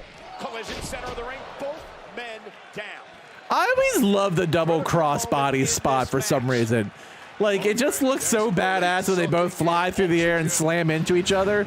All their will. It's got to be hard to breathe after that. No doubt about it. Not the stuffing out of anybody, and that's Mwah. ignoring the beating these two have already given one another for the past 15+ minutes. The capacity crowd here tonight in Albany, New York. This is our main event of Monday Night Raw. It's for the World Heavyweight Champion. Seth Rollins defending against Jey Uso. Yeet! Jey with I expect Drew to show up in the next minute or two. Rollins floundering a bit. I thought Owens and Stone Cold was fine. Like, Rollins Kevin hard carried. But it was a fun match. Kicked in the midsection by Rollins. And Seth Rollins now with a clothesline knocks down the challenger. A very proud fighting champion. It was very clear that he wanted to make the World Heavyweight title the working man's title. Wants to defend it around the planet. I just don't see him. I love the CM Punk chants. World Heavyweight Championship. Rollins into the corner. His first owner in its current incarnation. Jey able to duck underneath. And now Uso with a kick. Doubles over. I don't like. Main event, Jey Uso feeling it. I can see that. Like, I think Punk wins. Oh, and he caught him with a kick again. Rollins down in the corner. I could be wrong. And if he doesn't win at WrestleMania, I could see him running it back at SummerSlam. Of the rest of his life. Or Money in the Bank. Money in the Bank would be a really good one for it. And we had mentioned Umaga earlier on, and paying homage is Jey Uso as he takes out the World Heavyweight Champion Seth Rollins. Seth barely moved since that connected. Wait. Has to jump over and roll through. Rollins with a sling blade. And now the champion will pull himself to the top rope. Rollins looking for a splash, connecting. Is it enough to retain the title? And a kick out by Uso at 2. The 5-star froggy splash. Ribbit, ribbit, ribbit, ribbit. Arsenals on one another. Take another look at this. Right in your face. To Umaga connecting with perfection. Seth following it up shortly thereafter with this splash onto the midsection of Jey Uso. Still not. I don't know if Punk will win at WrestleMania, but like I could easily see them running it back at Money in the Bank. I feel like we're gonna get a trio with Seth and Punk.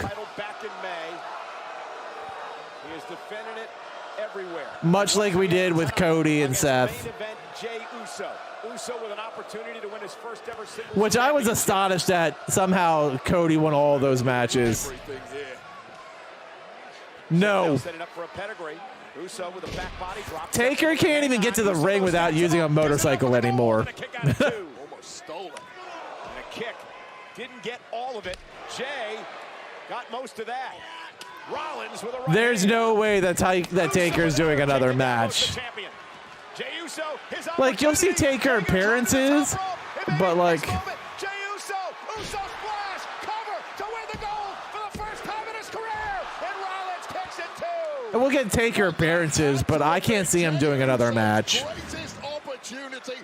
Everything went right. The splash connected. Here's put away everybody in its history, but not tonight. Not when the World Heavyweight Championship is on the line. This match continues somehow. What a near fall. And the WWE fans here tonight showing their appreciation and respect. As much as I love Taker, and I always have, and he put his body on the line awful lot for a big man. He's done. Well, get back on the attack. Don't let Rollins catch his breath. Don't let him recover. Jey Uso once again going to drag himself up top. Rollins back to his feet, meets Jey Uso.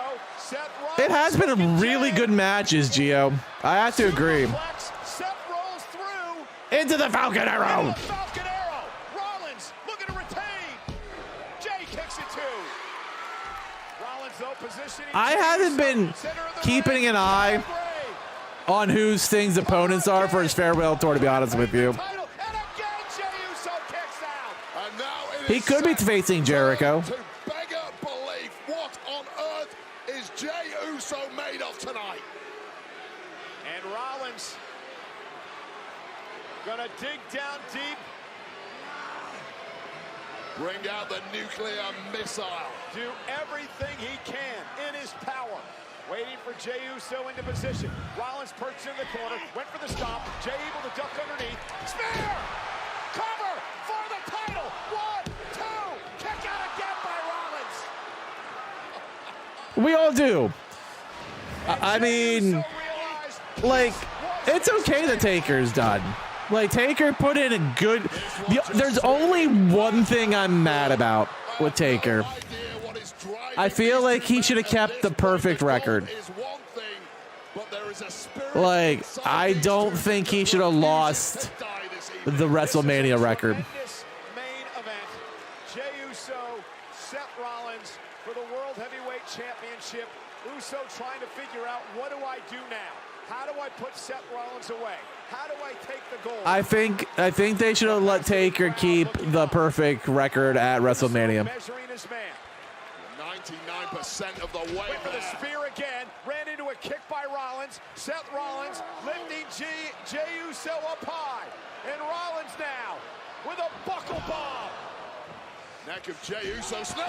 That would have been awesome. I wanted to see Taker and Sting go at it. Here comes Drew. Splash. Cover for the title. Jey's gonna do it. Oh, he didn't do it. I know. I hated it, though. I hated it still. I hate it to this moment. And I have nothing against Brock Lesnar. I find Brock fine for what he was. But Brock beating Taker at WrestleMania is one of the worst things ever. There's only one moment I hate more in WWE history than that. And that's the Montreal Screwjob. Seth Rollins is made up. The metal of this man. Jey Uso. Those two moments. Ugh. Worst booking decisions. He didn't. He didn't need it.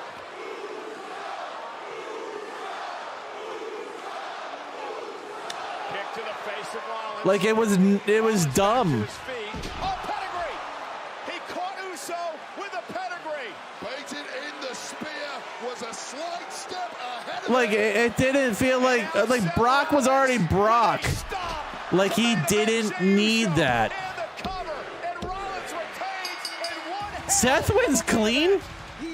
Wow. Wow. Okay.